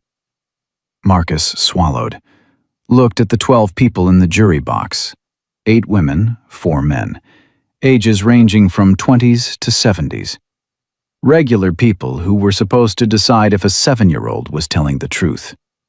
"I saw a man get killed," Marcus said. His voice was small but clear. "Mr. Thomas Morrison. Everyone called him Birdie. He was crossing Highway 14 near the railway underpass when a black SUV hit him from behind and pushed him into a truck's path." "How do you know it was deliberate and not an accident?" "Because the SUV accelerated right before impact. I heard the engine get louder. And because it swerved toward him. It wasn't trying to avoid him. It was aiming at him." "Objection!" Thornton's attorney stood. Michael Hastings, 62, Harvard Law, $300 an hour, winner of 73% of his cases. "The witness is speculating about the driver's intent. A 7-year-old cannot determine vehicular mechanics or driver motivation from visual observation alone." Judge Patricia Morrison, no relation to the victim, gave Hastings a look that could freeze vodka. "Mr. Hastings, the witness is describing what he observed. Overruled. Continue, Miss Pacheco." "Marcus, you documented what you saw in this notebook, correct?" Pacheco held up the evidence bag containing Marcus's careful handwriting. "Yes, ma'am. I wrote it down that same night when I got home. I knew people wouldn't believe me, so I wanted to have everything exact." "Why did you think people wouldn't believe you?" "Because I'm 7. Adults don't listen to kids about important things. They think we make stuff up or get confused." Marcus's voice strengthened. But I wasn't confused. I saw what I saw. Pacheco walked him through the timeline, every detail. The partial license plate, the SUV's make and model, the weather conditions, the truck driver's reaction, Morrison's body hitting the pavement, the sound it made. The jury listened. Some took notes.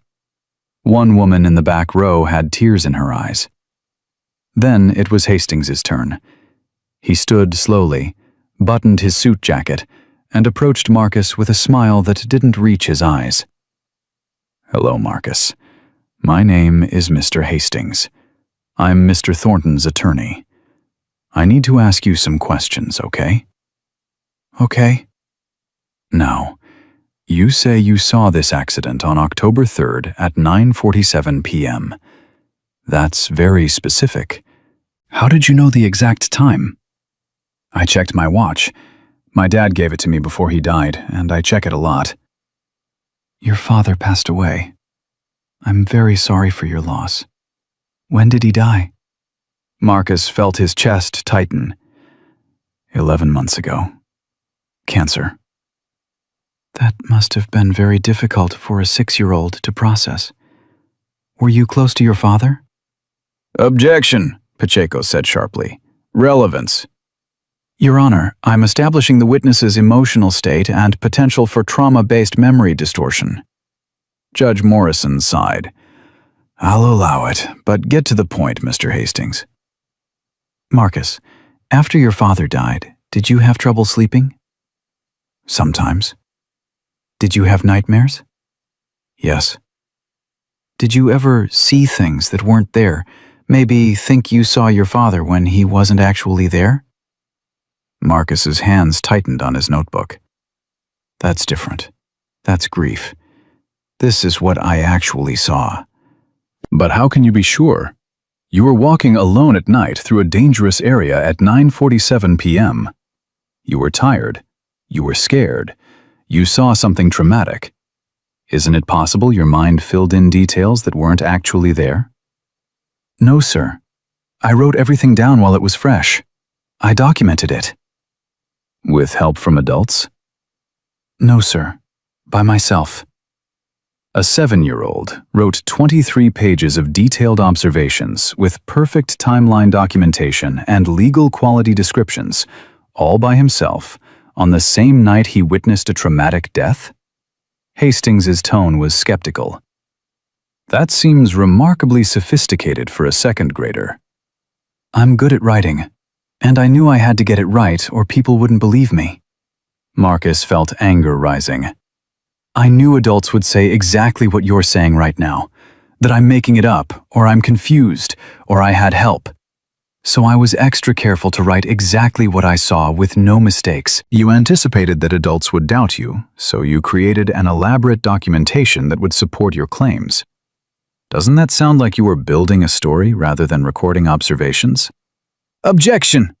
Pacheco was on her feet. Counsel is badgering a child witness. Sustained. Mr. Hastings, rephrase or move on. Hastings smiled.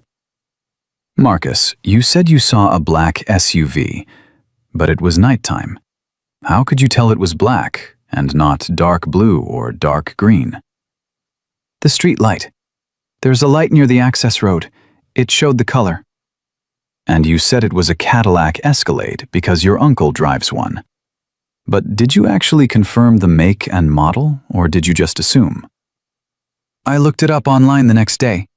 I Googled big black SUV with chrome and found pictures. It matched. So you researched it after the fact. You didn't actually know what you were looking at when you saw it. I knew it was big and black with tinted windows and chrome trim, and it hit Mr. Birdie on purpose. Hastings paused. Marcus, you know what perjury is? Objection! Pacheco's voice was sharp. Your Honor, this is completely inappropriate. Mr. Hastings, Judge Morrison's voice could cut glass. You will not threaten a 7-year-old witness in my courtroom. One more comment like that and I'll hold you in contempt. Are we clear? My apologies, Your Honor. But Hastings didn't look sorry. He looked at the jury to make sure they'd seen the exchange, seen him challenge the child, planted the seed of doubt. Marcus, Hastings continued, you walk past the homeless encampment twice a week to visit your grandmother. You knew Thomas Morrison. You talked to him regularly. You brought him food sometimes. Is that correct? Yes, sir. So you cared about him. Yes, sir. He was nice to me. And when he died, you were very upset. Yes, sir. He was my friend. Your friend. So when he died in what police determined was an accident, you didn't want to accept that. You wanted there to be a reason, someone to blame. Isn't that possible? Marcus felt tears coming, fought them. No. I wanted the truth. The truth is, someone killed him. The truth according to a 7-year-old who admits he was emotionally attached to the victim, who was walking alone at night in a traumatic emotional state following his father's death, who documented elaborate observations that conveniently support a murder theory rejected by police, coroner, and every adult he initially told. Hastings let that hang in the air. No further questions. Marcus looked at the jury. Half of them looked sympathetic. The other half looked uncertain, doubting. He wanted to scream, wanted to throw his notebook at Hastings, wanted to make them understand that everything he said was true, every word, every detail. But Dr. Walsh had prepared him for this, had told him the defense would try to make him angry, would try to discredit him, would try to make the jury doubt. "Stay calm," she'd said. "Tell the truth. Let the evidence speak." Marcus stepped down from the witness chair, walked past Thornton, who was whispering something to Hastings with a satisfied smile, walked to where his mother waited in the gallery, where Smoke and 7 other bikers sat in the front row wearing their patches, where Rachel and Doc and the other camp residents filled the second row. Smoke gave him a nod. "You did good, warrior." But Marcus didn't feel good. He felt like he'd failed. The prosecution called Rachel Delgado next. She walked to the stand with military bearing, 51 years old, but looking 70 from years of hard living. She was sworn in and sat down. "Ms. Delgado," Pacheco said, "how long did you know Thomas Morrison?" 4 years. We bunked together under the Highway 14 overpass. He was my family. Did anyone ever approach you about relocating from the camp? Yes, ma'am. A man in an expensive suit driving a black SUV. He came 3 times over 2 months. First time he offered us $200 each to leave voluntarily, said the area was being developed and we should take the money and find somewhere else. Did you take the money? No, ma'am. $200 doesn't solve homelessness. It just moves it. We had community there. We looked out for each other. We weren't leaving. What happened the second time he approached you? He offered $500, said the development was happening whether we cooperated or not, and it would be better for everyone if we left peacefully. Thomas told him we had as much right to public land as anyone, and we weren't going anywhere. And the third time? Rachel's voice hardened. He said, accidents happen to people who don't know when to accept help. Said stubborn people who stay in dangerous places sometimes get hurt. Thomas laughed at him. Said he'd survived the Tet Offensive, and some suit wasn't going to scare him into abandoning his home. Did you recognize this man? Yes, ma'am. Rachel pointed at Thornton. That's him. David Thornton. I'd recognize him anywhere. Hastings stood for cross-examination. Ms. Delgado, how long have you been homeless? 6 years. And in those 6 years, have you struggled with substance abuse? Rachel met his eyes steadily. I've been sober for 4 years. Army veteran, Desert Storm, honorably discharged. Homeless because of medical bills from cancer treatment the VA didn't cover. You want to shame me for that? Go ahead. I'm not trying to shame you. I'm establishing credibility.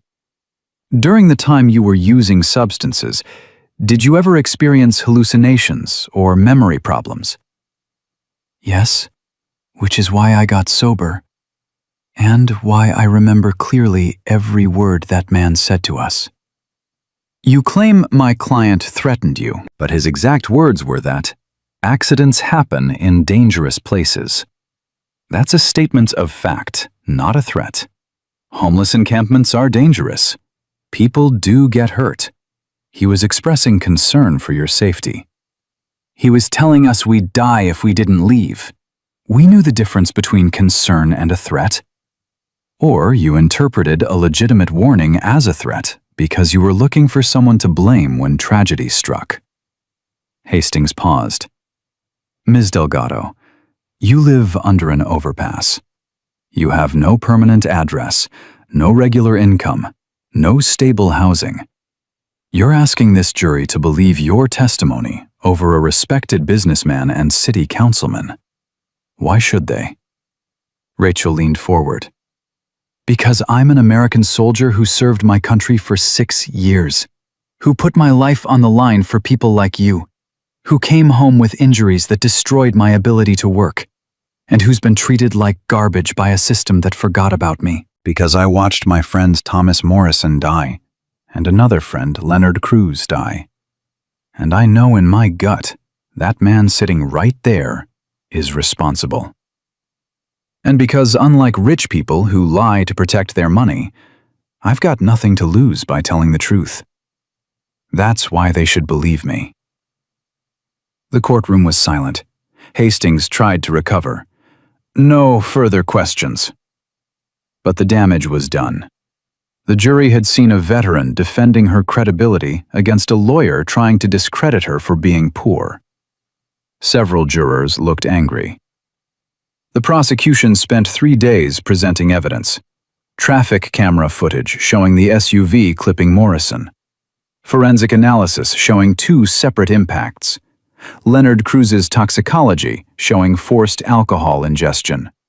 The company vehicle log showing Thornton had the Escalade signed out on both nights. Financial records showing the $47 million development contract. Timeline analysis showing deaths corresponding to development deadlines. And then Agent Chen dropped the bomb. Your Honor, the prosecution calls Detective Robert Vance, Portland Police Department, Cold Case Division. Vance was 57, weathered, carrying folders that looked heavy. He was sworn in. Detective Vance, Pacheco said, what is your current assignment? I investigate cold cases, unsolved homicides and suspicious deaths that were previously closed. Were you asked to review certain cases in connection with this investigation? Yes, ma'am. Agent Chen asked me to look at 6 deaths in Portland and Seattle occurring between 2019 and 2023. All homeless individuals. All died in areas later developed by companies connected to Thornton Industries. Hastings shot to his feet. Objection! This is beyond the scope of the current charges. The defense was not notified of this testimony. Your Honor, Pacheco responded calmly. This testimony establishes pattern of conduct. The defense was provided discovery, including Detective Vance's findings 3 weeks ago. Judge Morrison checked her notes. The objection is overruled. Continue. Detective Vance, what did you find? 6 deaths over 4 years, all homeless, all in locations scheduled for development, all ruled accidental or natural causes. But when I reviewed them with the benefit of the Morrison and Cruz investigations, I found consistent patterns. Blunt force trauma staged as pedestrian accidents, forced ingestion of substances staged as overdoses or exposure. And in 4 cases, witnesses reported seeing a well-dressed man in an expensive SUV near the scene within 48 hours of death. The courtroom erupted. Judge Morrison banged her gavel. Thornton was whispering frantically to Hastings. Detective Vance, Pacheco continued when order was restored. Were you able to connect these deaths to the defendant? In 3 cases, company vehicle logs show Thornton had a corporate SUV signed out within the time frame. In 2 cases, witnesses identified him from photo arrays. In 1 case, surveillance footage shows his vehicle parked near the scene 8 hours before the body was discovered. Are you reopening these cases as homicide investigations? Yes, ma'am. All 6. Based on pattern evidence and witness testimony, we believe David Thornton is responsible for at least 8 murders over 5 years. 8 murders. The number hung in the air like a death sentence. Marcus sat in the gallery feeling vindicated and horrified. He'd been right. But being right meant 8 people were dead.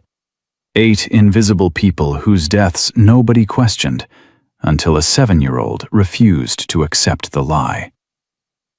The trial lasted 11 days. Testimony from camp residents, forensic experts, FBI analysts, financial investigators. The defense called character witnesses who swore Thornton was a pillar of the community, called experts who challenged the forensics, called psychiatrists who suggested Marcus suffered from trauma-induced false memories. But they couldn't explain the videos, couldn't explain the vehicle logs, couldn't explain 8 deaths following the same pattern in locations Thornton needed cleared. On day 12, closing arguments, Pacheco stood before the jury. Ladies and gentlemen, the defense wants you to believe this case hinges on the testimony of a 7-year-old boy. They're right, it does. But not because Marcus Webb is the only evidence. It's because Marcus Webb is the only person who cared enough to look closely. The only person who saw Thomas Morrison as a human being worth fighting for. Every adult in authority dismissed him. Police, teachers, counselors, his own mother initially. But he kept telling the truth because he knew it mattered. And because he refused to stay silent, we uncovered 8 murders. 8 human beings whose lives David Thornton decided were worth less than his profit margin. Marcus Webb saw what adults chose to ignore, and because of him, justice is possible. Hastings approached the jury looking confident. The prosecution wants you to believe a wealthy, respected businessman is secretly a serial killer who's been murdering homeless people for 5 years. Think about how absurd that sounds. My client is a city councilman, a job creator, a philanthropist. He has a wife and 3 children. He coaches Little League. Does that sound like a murderer? Or does it sound like a successful man being destroyed by circumstantial evidence and the fantasies of a traumatized child who couldn't accept that accidents happen? You've heard testimony from a 7-year-old with documented grief issues, from homeless individuals with substance abuse histories, from federal agents with an agenda. But you haven't heard one piece of direct evidence proving my client killed anyone. Not one. Because it doesn't exist. This is a witch hunt, and you have the power to end it. The jury deliberated for 19 hours. Marcus didn't sleep, didn't eat, just waited. On the morning of day 13, the jury sent word they'd reached a verdict. The courtroom packed, media everywhere, Smoke and the Brotherhood in their usual front row seats, Rachel and the camp residents behind them, Agent Chen, Detective Vance, Dr. Walsh, Diane holding Marcus's hand so tight it hurt. Has the jury reached a verdict? We have, Your Honor. On the charge of first-degree murder in the death of Thomas Morrison, how do you find? We find the defendant guilty.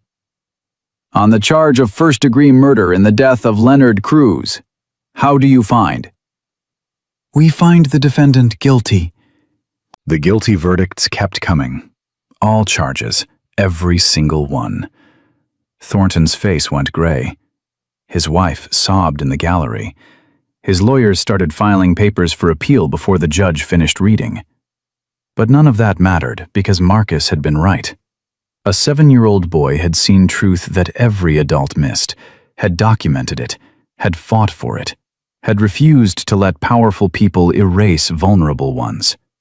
And 12 strangers had believed him. Judge Morrison scheduled sentencing for 3 weeks out, but addressed Thornton immediately. Mr. Thornton, you have been convicted of multiple counts of first-degree murder. You targeted the most vulnerable members of our society, homeless veterans who served this country, and killed them for profit. You are a disgrace to everything this community stands for. Bail is revoked. Remand the defendant into custody immediately. U.S. Marshals took Thornton away in handcuffs. He looked at Marcus once as he passed. No longer confident, no longer powerful. Just a man who'd underestimated a child. Outside the courthouse, Marcus stood with his mother and Smoke and the Brotherhood and the camp residents. Media swarmed, but Agent Chen held them back. Rachel knelt down to Marcus's level. Thomas would be proud of you. You gave him justice. You gave all of them justice. I just told the truth. That's all any of us can do. Tell the truth and hope someone listens. She pulled something from her pocket, a worn military patch. Desert Storm.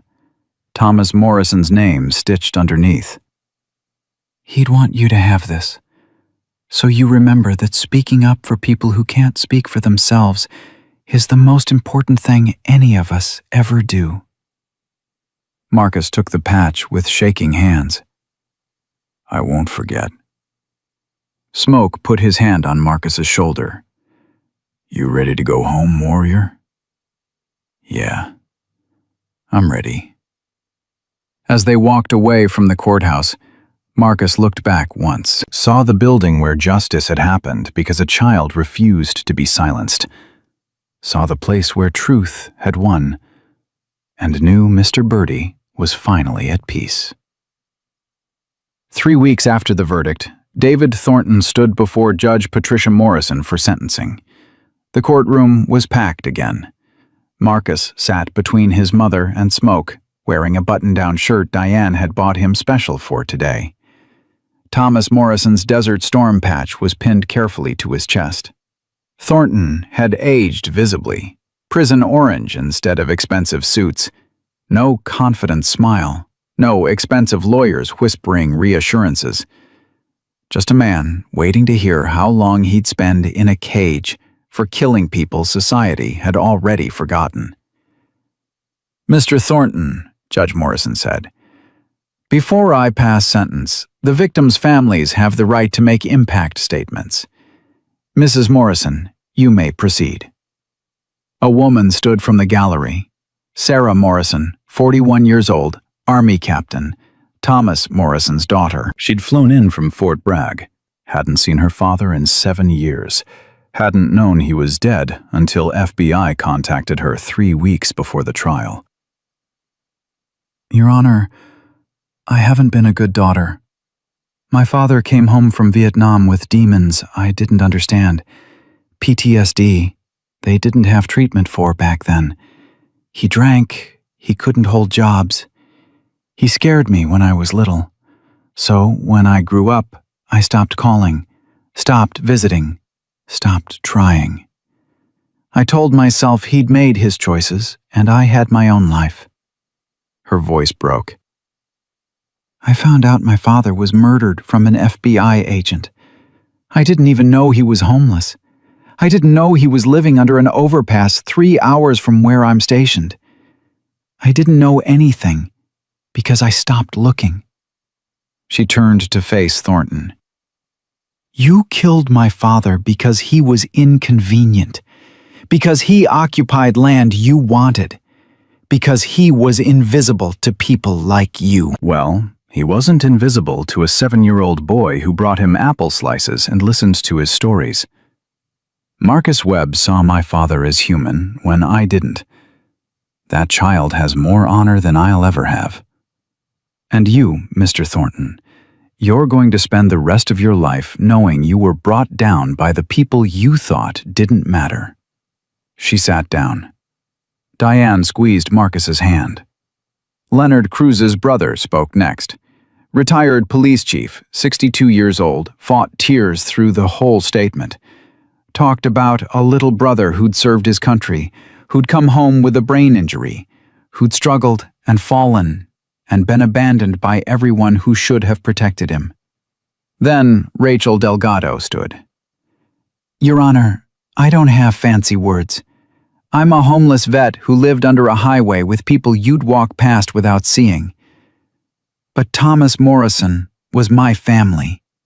Leonard Cruz was my family. They were good men who'd seen hell in service to this country and came home to find nobody cared. This man, she pointed at Thornton, he killed them like they were trash to be cleared away. But they weren't trash. They were heroes. And I hope every single day he spends in prison, he remembers that the people he thought were worthless are the reason he's there. We mattered. They mattered. And a 7-year-old boy proved it. Judge Morrison waited until Rachel sat. Then she looked at Thornton with eyes like steel.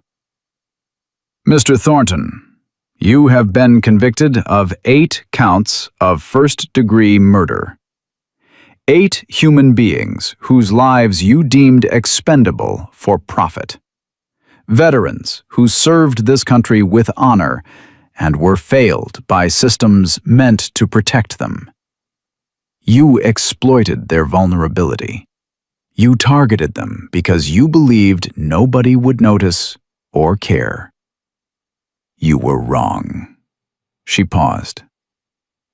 The law provides for consecutive sentences in cases of multiple murder. I'm imposing 8 consecutive life sentences without possibility of parole. You will die in prison, Mr. Thornton.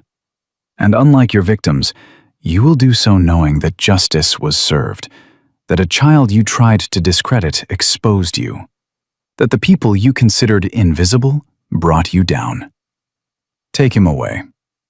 The marshals led Thornton out. He didn't look at anyone, didn't speak, just shuffled out in chains while the gallery watched in silence. Outside the courthouse, media swarmed. Marcus's face was everywhere. The boy who wouldn't stay silent. 7-year-old takes down killer. Child witness exposes serial murderer. Agent Chen held a press conference. Marcus Webb exemplifies the courage and integrity we hope to see in all citizens. Despite being dismissed by multiple authority figures, he continued documenting and reporting what he witnessed. His persistence led to justice for 8 victims and prevented future murders. The FBI commends his bravery and thanks the Iron Brotherhood Motorcycle Club for taking his concerns seriously when others failed to do so. A reporter shouted a question. Agent Chen, what happens to the homeless camp residents now? All 7 individuals have been placed in permanent supportive housing through a combination of VA services, federal victim assistance funds, and private donations. Additionally, the $89 million in assets seized from Thornton Industries will be liquidated. A portion will go to victims' families. The remainder will fund the Morrison Cruz Williams Veterans Housing Initiative, which will provide permanent housing for homeless veterans throughout Oregon. Rachel stood next to Agent Chen. We're not invisible anymore. Thanks to Marcus, the whole country knows our names, knows Thomas and Leonard weren't just statistics. They were people, and their deaths meant something. But Marcus didn't feel like a hero. He felt tired, felt like he'd been carrying something heavy for months and finally got to put it down. Felt like maybe now he could just be 7 years old again. Smoke seemed to read his mind. You want to get out of here, warrior? Yeah. Can we go somewhere quiet? I know just the place. They drove to the Highway 14 overpass. The camp was gone now, cleared as a crime scene and then cleaned up by city workers. But someone had left flowers. Lots of flowers. And candles. And notes. A makeshift memorial had grown over 3 weeks. Photos of Thomas Morrison in his army uniform. Photos of Leonard Cruz with his Navy buddies. Messages from strangers who'd heard the story and wanted to say the victims mattered. Marcus walked slowly through the flowers, read the notes. Thank you for your service. You are not forgotten. Rest in peace, heroes. He found a spot where Birdie's tent had been. sat down, pulled out the Desert Storm patch Rachel had given him. Mr. Birdie, Marcus said quietly, I hope you're okay wherever you are. I hope you know we got him. I hope you know people finally listened. I'm sorry it took so long. I'm sorry I couldn't save you. Smoke sat down beside him. You know what your dad would say if he was here? Marcus looked at him. What? He'd say you did good. He'd say standing up for what's right even when everyone says you're wrong. That's the hardest thing any person ever does. He'd be proud of you. You didn't know my dad. No, but I know Marines. And Marines recognize courage when we see it. Your dad was Air Force, right? Yeah, cargo pilot. He flew supply missions. So he understood service, understood putting others first. That's what you did, Marcus. You served Thomas Morrison and Leonard Cruz by refusing to let their deaths be forgotten. That's honorable. Marcus was quiet for a long time. Then he said, What happens now? Now you get to be a kid. Go to school, play with friends, do homework. Be normal. The heavy stuff is over. Will people always know? Will I always be the kid who testified against a murderer? For a while, yeah, but memories are short. In 6 months, most people will have moved on to the next story. In a year, you'll just be Marcus again. Kid who likes dinosaurs and makes his mom crazy and does regular kid stuff. What about you? Will you move on? Smoke smiled. No, warrior. You're stuck with us now. Your Iron Brotherhood family.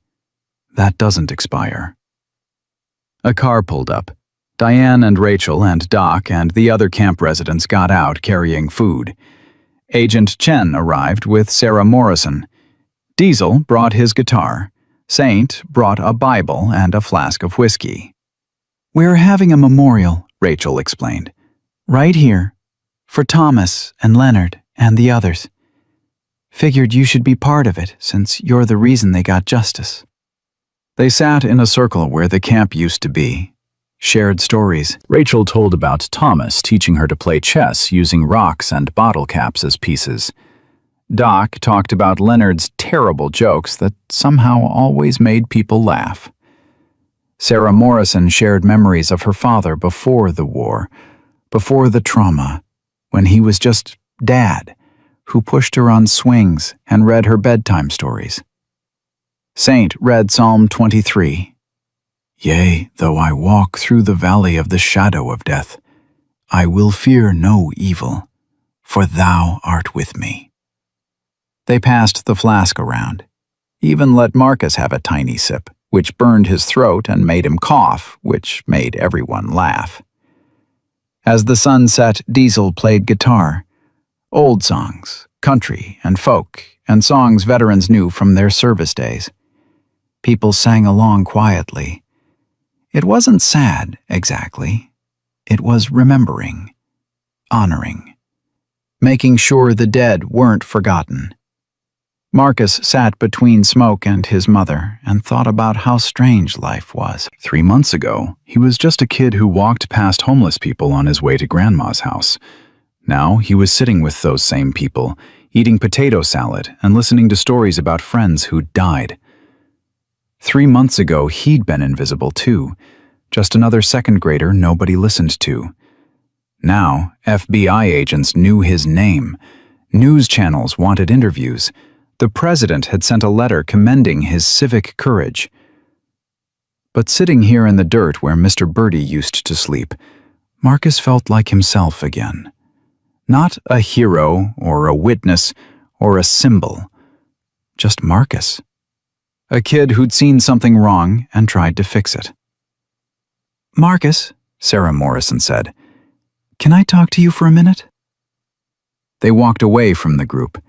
Sarah knelt down to his level, military bearing making her seem both strong and sad. I need to say thank you, and I need to apologize. You don't have to apologize to me. Yes, I do. You're 7 years old, and you did what I should have done. You saw my father as a person worth fighting for. I gave up on him years ago, told myself he was too broken to help. But you didn't give up. You kept trying to save him even after he died, kept trying to make sure his death meant something. You're a better person than I am, Marcus. I just told the truth. That's all any of us can do, but most of us don't. We stay silent when we should speak up. We look away when we should pay attention. We tell ourselves it's not our problem. She pulled something from her pocket, a military medal, bronze star. This was my father's. He earned it in Vietnam for saving 3 men under fire. He was a hero long before you knew him. I want you to have it, so you remember that heroes come in all forms. Soldiers who save lives in war, and 7-year-old boys who save lives by telling truth nobody wants to hear. Marcus took the medal with shaking hands. I'll keep it safe. I know you will. And Marcus, if you ever need anything, ever, you call me. I'm going to be stationed at Fort Bragg for 2 more years. Then I'm retiring and moving back to Oregon. I'm going to work with the Veterans Housing Initiative. Going to make sure no vet ends up invisible again. It's what Dad would have wanted. And it's what I should have been doing all along. She hugged him. Brief, military, grateful. When they returned to the group, Agent Chen was on her phone looking serious. She hung up and addressed everyone. That was the Portland District Attorney. They just filed charges against 3 city officials and 2 police officers for negligence in failing to investigate Morrison's and Cruz's deaths. Additionally, the coroner who signed off on both reports is facing ethics violations. This case is exposing systematic failures in how we treat vulnerable populations. Good, Rachel said fiercely. Burn it all down and rebuild it right. That's the goal. And there's something else. Agent Chen looked at Marcus. The Department of Justice is launching a national initiative called Marcus's Law. It requires law enforcement to document and investigate all citizen reports, regardless of the reporter's age. Video recording of intake processes, follow-up protocols, everything designed to prevent what happened to you from happening to other children who witness crimes. Marcus felt dizzy. They're naming a law after me. You changed how the system works. That deserves recognition. Agent Chen smiled. In 50 years, law students will study your case. They'll learn that justice requires listening to everyone, especially those society overlooks. You made a difference that'll last generations. Diane pulled him close. Baby, do you understand what you did? You didn't just get justice for Mr. Birdie and Mr. Leonard. You changed the whole system. I just wanted people to believe me. And now they have to. Now there are rules that say children's voices matter. Laws that say you can't just dismiss someone because they're young or poor or invisible. She kissed the top of his head. You're incredible. The memorial continued until stars filled the sky. People shared more stories, more laughter, more tears. Someone mentioned that in 2 weeks they'd all be moving into the new veterans housing facility. Actual apartments, heat and running water and kitchens that worked. Thomas would lose his mind, Rachel said. He always talked about having a kitchen again someday, making his mom's lasagna recipe. Now I'll have a kitchen, and he won't be here to cook in it. So you cook it, Smoke said. Invite everyone over. Make his recipe. Keep him alive that way. Yeah, I'll do that. As people started packing up, Doc Patterson pulled Marcus aside. The Parkinson's made his hands shake, but his voice was steady. Kid, I don't know how to say this right, so I'm just going to say it plain. You saved my life. Literally, I was supposed to be the next one. Thornton was coming for me that night. Your bikers being there stopped it. So thank you. Thank you for caring enough about old broken-down veterans to fight for us." Marcus hugged him. "You're not broken, Mr. Doc. You're a hero. All of you are." 6 months later, Marcus stood in front of Riverside Springs Elementary School with a backpack full of books and his father's watch on his wrist, and Thomas Morrison's bronze star carefully wrapped in tissue paper in his desk drawer at home. 3rd grade. New teacher. New classroom. New kids who mostly knew his story but were young enough not to care much.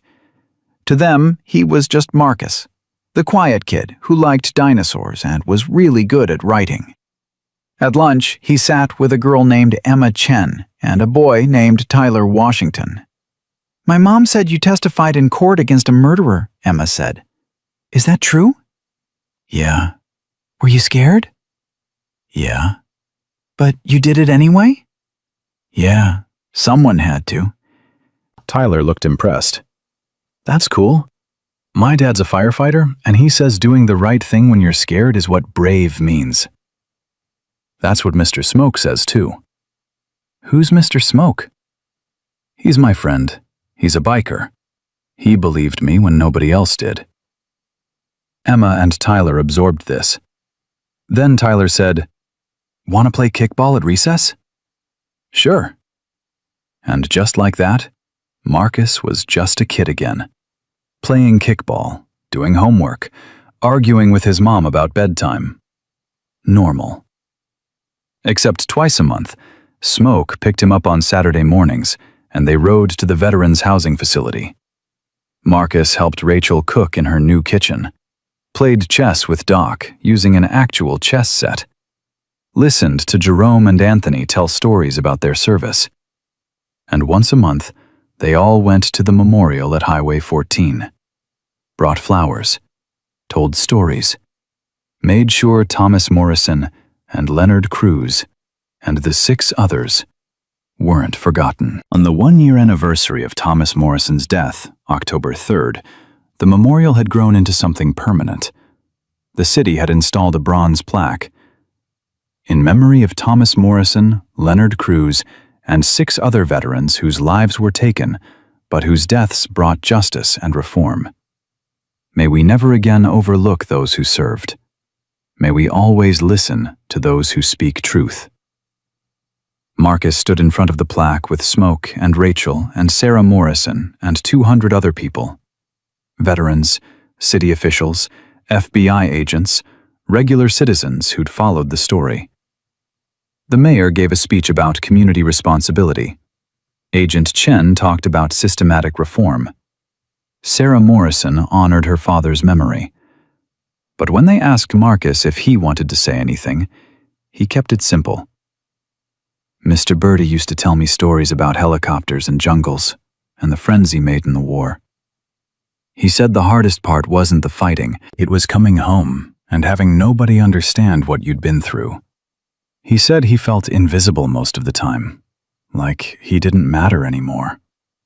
Marcus's voice was stronger now. 8 years old, 4th grade starting next week. "I want everyone to know he mattered.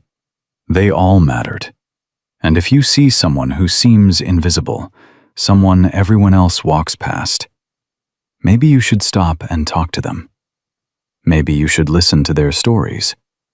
Because everybody matters, even the people society forgets. Especially them." The crowd applauded, not the wild applause of celebration, the quiet applause of people understanding something important. As the ceremony ended and people dispersed, Marcus walked to the exact spot where he'd hidden behind the dumpster 1 year ago, where he'd watched a black SUV drive away after killing his friend, where he'd first understood that sometimes adults were wrong and children had to be brave. Smoke joined him. "You doing okay, warrior?" "Yeah, I was just thinking about that night. How scared I was. How I almost didn't tell anyone because I knew they wouldn't believe me." "But you told anyway." "Yeah. I couldn't not tell. It wouldn't have been right." That's integrity, Marcus. Doing the right thing even when it's hard, even when it costs you something. Your dad would be proud. Thomas would be proud. Hell, I'm proud. Marcus smiled. Thanks for believing me, Mr. Smoke. Thanks for not walking away. Thanks for giving me a reason to believe again. After my son died, I thought maybe the world was just broken, and there was no fixing it. Then you showed me that one person telling truth can change everything. You gave me hope.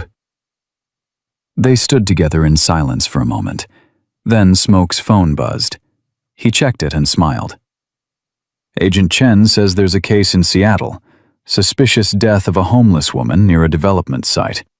Local PD ruled it accidental, but some of the details are bothering them. She's asking if the Iron Brotherhood wants to consult. Are you going to? Yeah, we are. Because now when people like that woman die in suspicious circumstances, authorities actually look closely. They actually investigate. They actually care. That's because of you, Marcus. You changed how the system works. Marcus thought about that. About a homeless woman in Seattle he'd never meet getting justice because he'd refused to stay silent about Mr. Birdie. About laws named after him protecting other children who witnessed things adults didn't want to see. About 7 veterans living in real apartments because he'd documented murders society wanted to ignore. Mr. Smoke, do you think it's enough? What we did? Is it enough to make up for them dying? Smoke was quiet for a long moment. When he spoke, his voice carried the weight of loss and hope and hard-won wisdom. No, kid. Nothing makes up for good people dying. Nothing brings them back. But making sure their deaths meant something, making sure the world changed because of them, making sure nobody else has to die the same way, that's all we can do. That's how we honor them. By fighting like hell to make sure it matters. Marcus nodded slowly. Then that's what I'll do. I'll make sure it matters. I know you will, warrior. You already have. They walked back to where Diane waited with the others. Rachel had brought lasagna made from Thomas's mom's recipe. Doc brought cards for poker. Sarah Morrison brought photos of her father in his uniform, young and strong and full of life. They sat together in the grass near the memorial, ate and talked and laughed and remembered. A family built from tragedy and truth and the refusal to let invisible people stay invisible. Marcus looked around at these people who'd become his family. Combat veterans and FBI agents and his mother, and bikers who society feared, but who'd saved him when everyone else failed. He thought about Mr. Birdie waving at him from the underpass, about walking up to 8 strangers and begging them not to walk away, about standing in court and telling truth that powerful people wanted silenced. He thought about how one person caring enough to document what they witnessed could expose murder. How one child refusing to stay silent could change laws. How truth, spoken with conviction, could bring justice even when it seemed impossible. And he understood something important.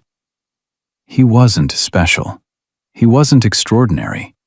He was just a kid who saw something wrong and tried to fix it. Who kept trying, even when everyone said he was lying. Who refused to accept that some people's lives didn't matter. Anyone could do that. Anyone could look closely at what everyone else ignored. Anyone could speak up when silence was easier. Anyone could be brave enough to tell truth that needed telling. Mr. Birdie had taught him that invisible people aren't actually invisible. They're just unseen, and being seen starts with one person choosing to look. Marcus Webb looked. He saw. He spoke. He changed everything. And somewhere, in whatever place heroes go when they die, Thomas Bertie Morrison was finally at peace, knowing his death had not been in vain, knowing a 7-year-old boy had made sure the world remembered his name, knowing that speaking truth with courage was the most important thing any person, any age, any background, could ever do. The truth had mattered. The invisible had been seen. Justice had been served. And that, Marcus understood with the clarity only children possess, was exactly what heroes were supposed to do.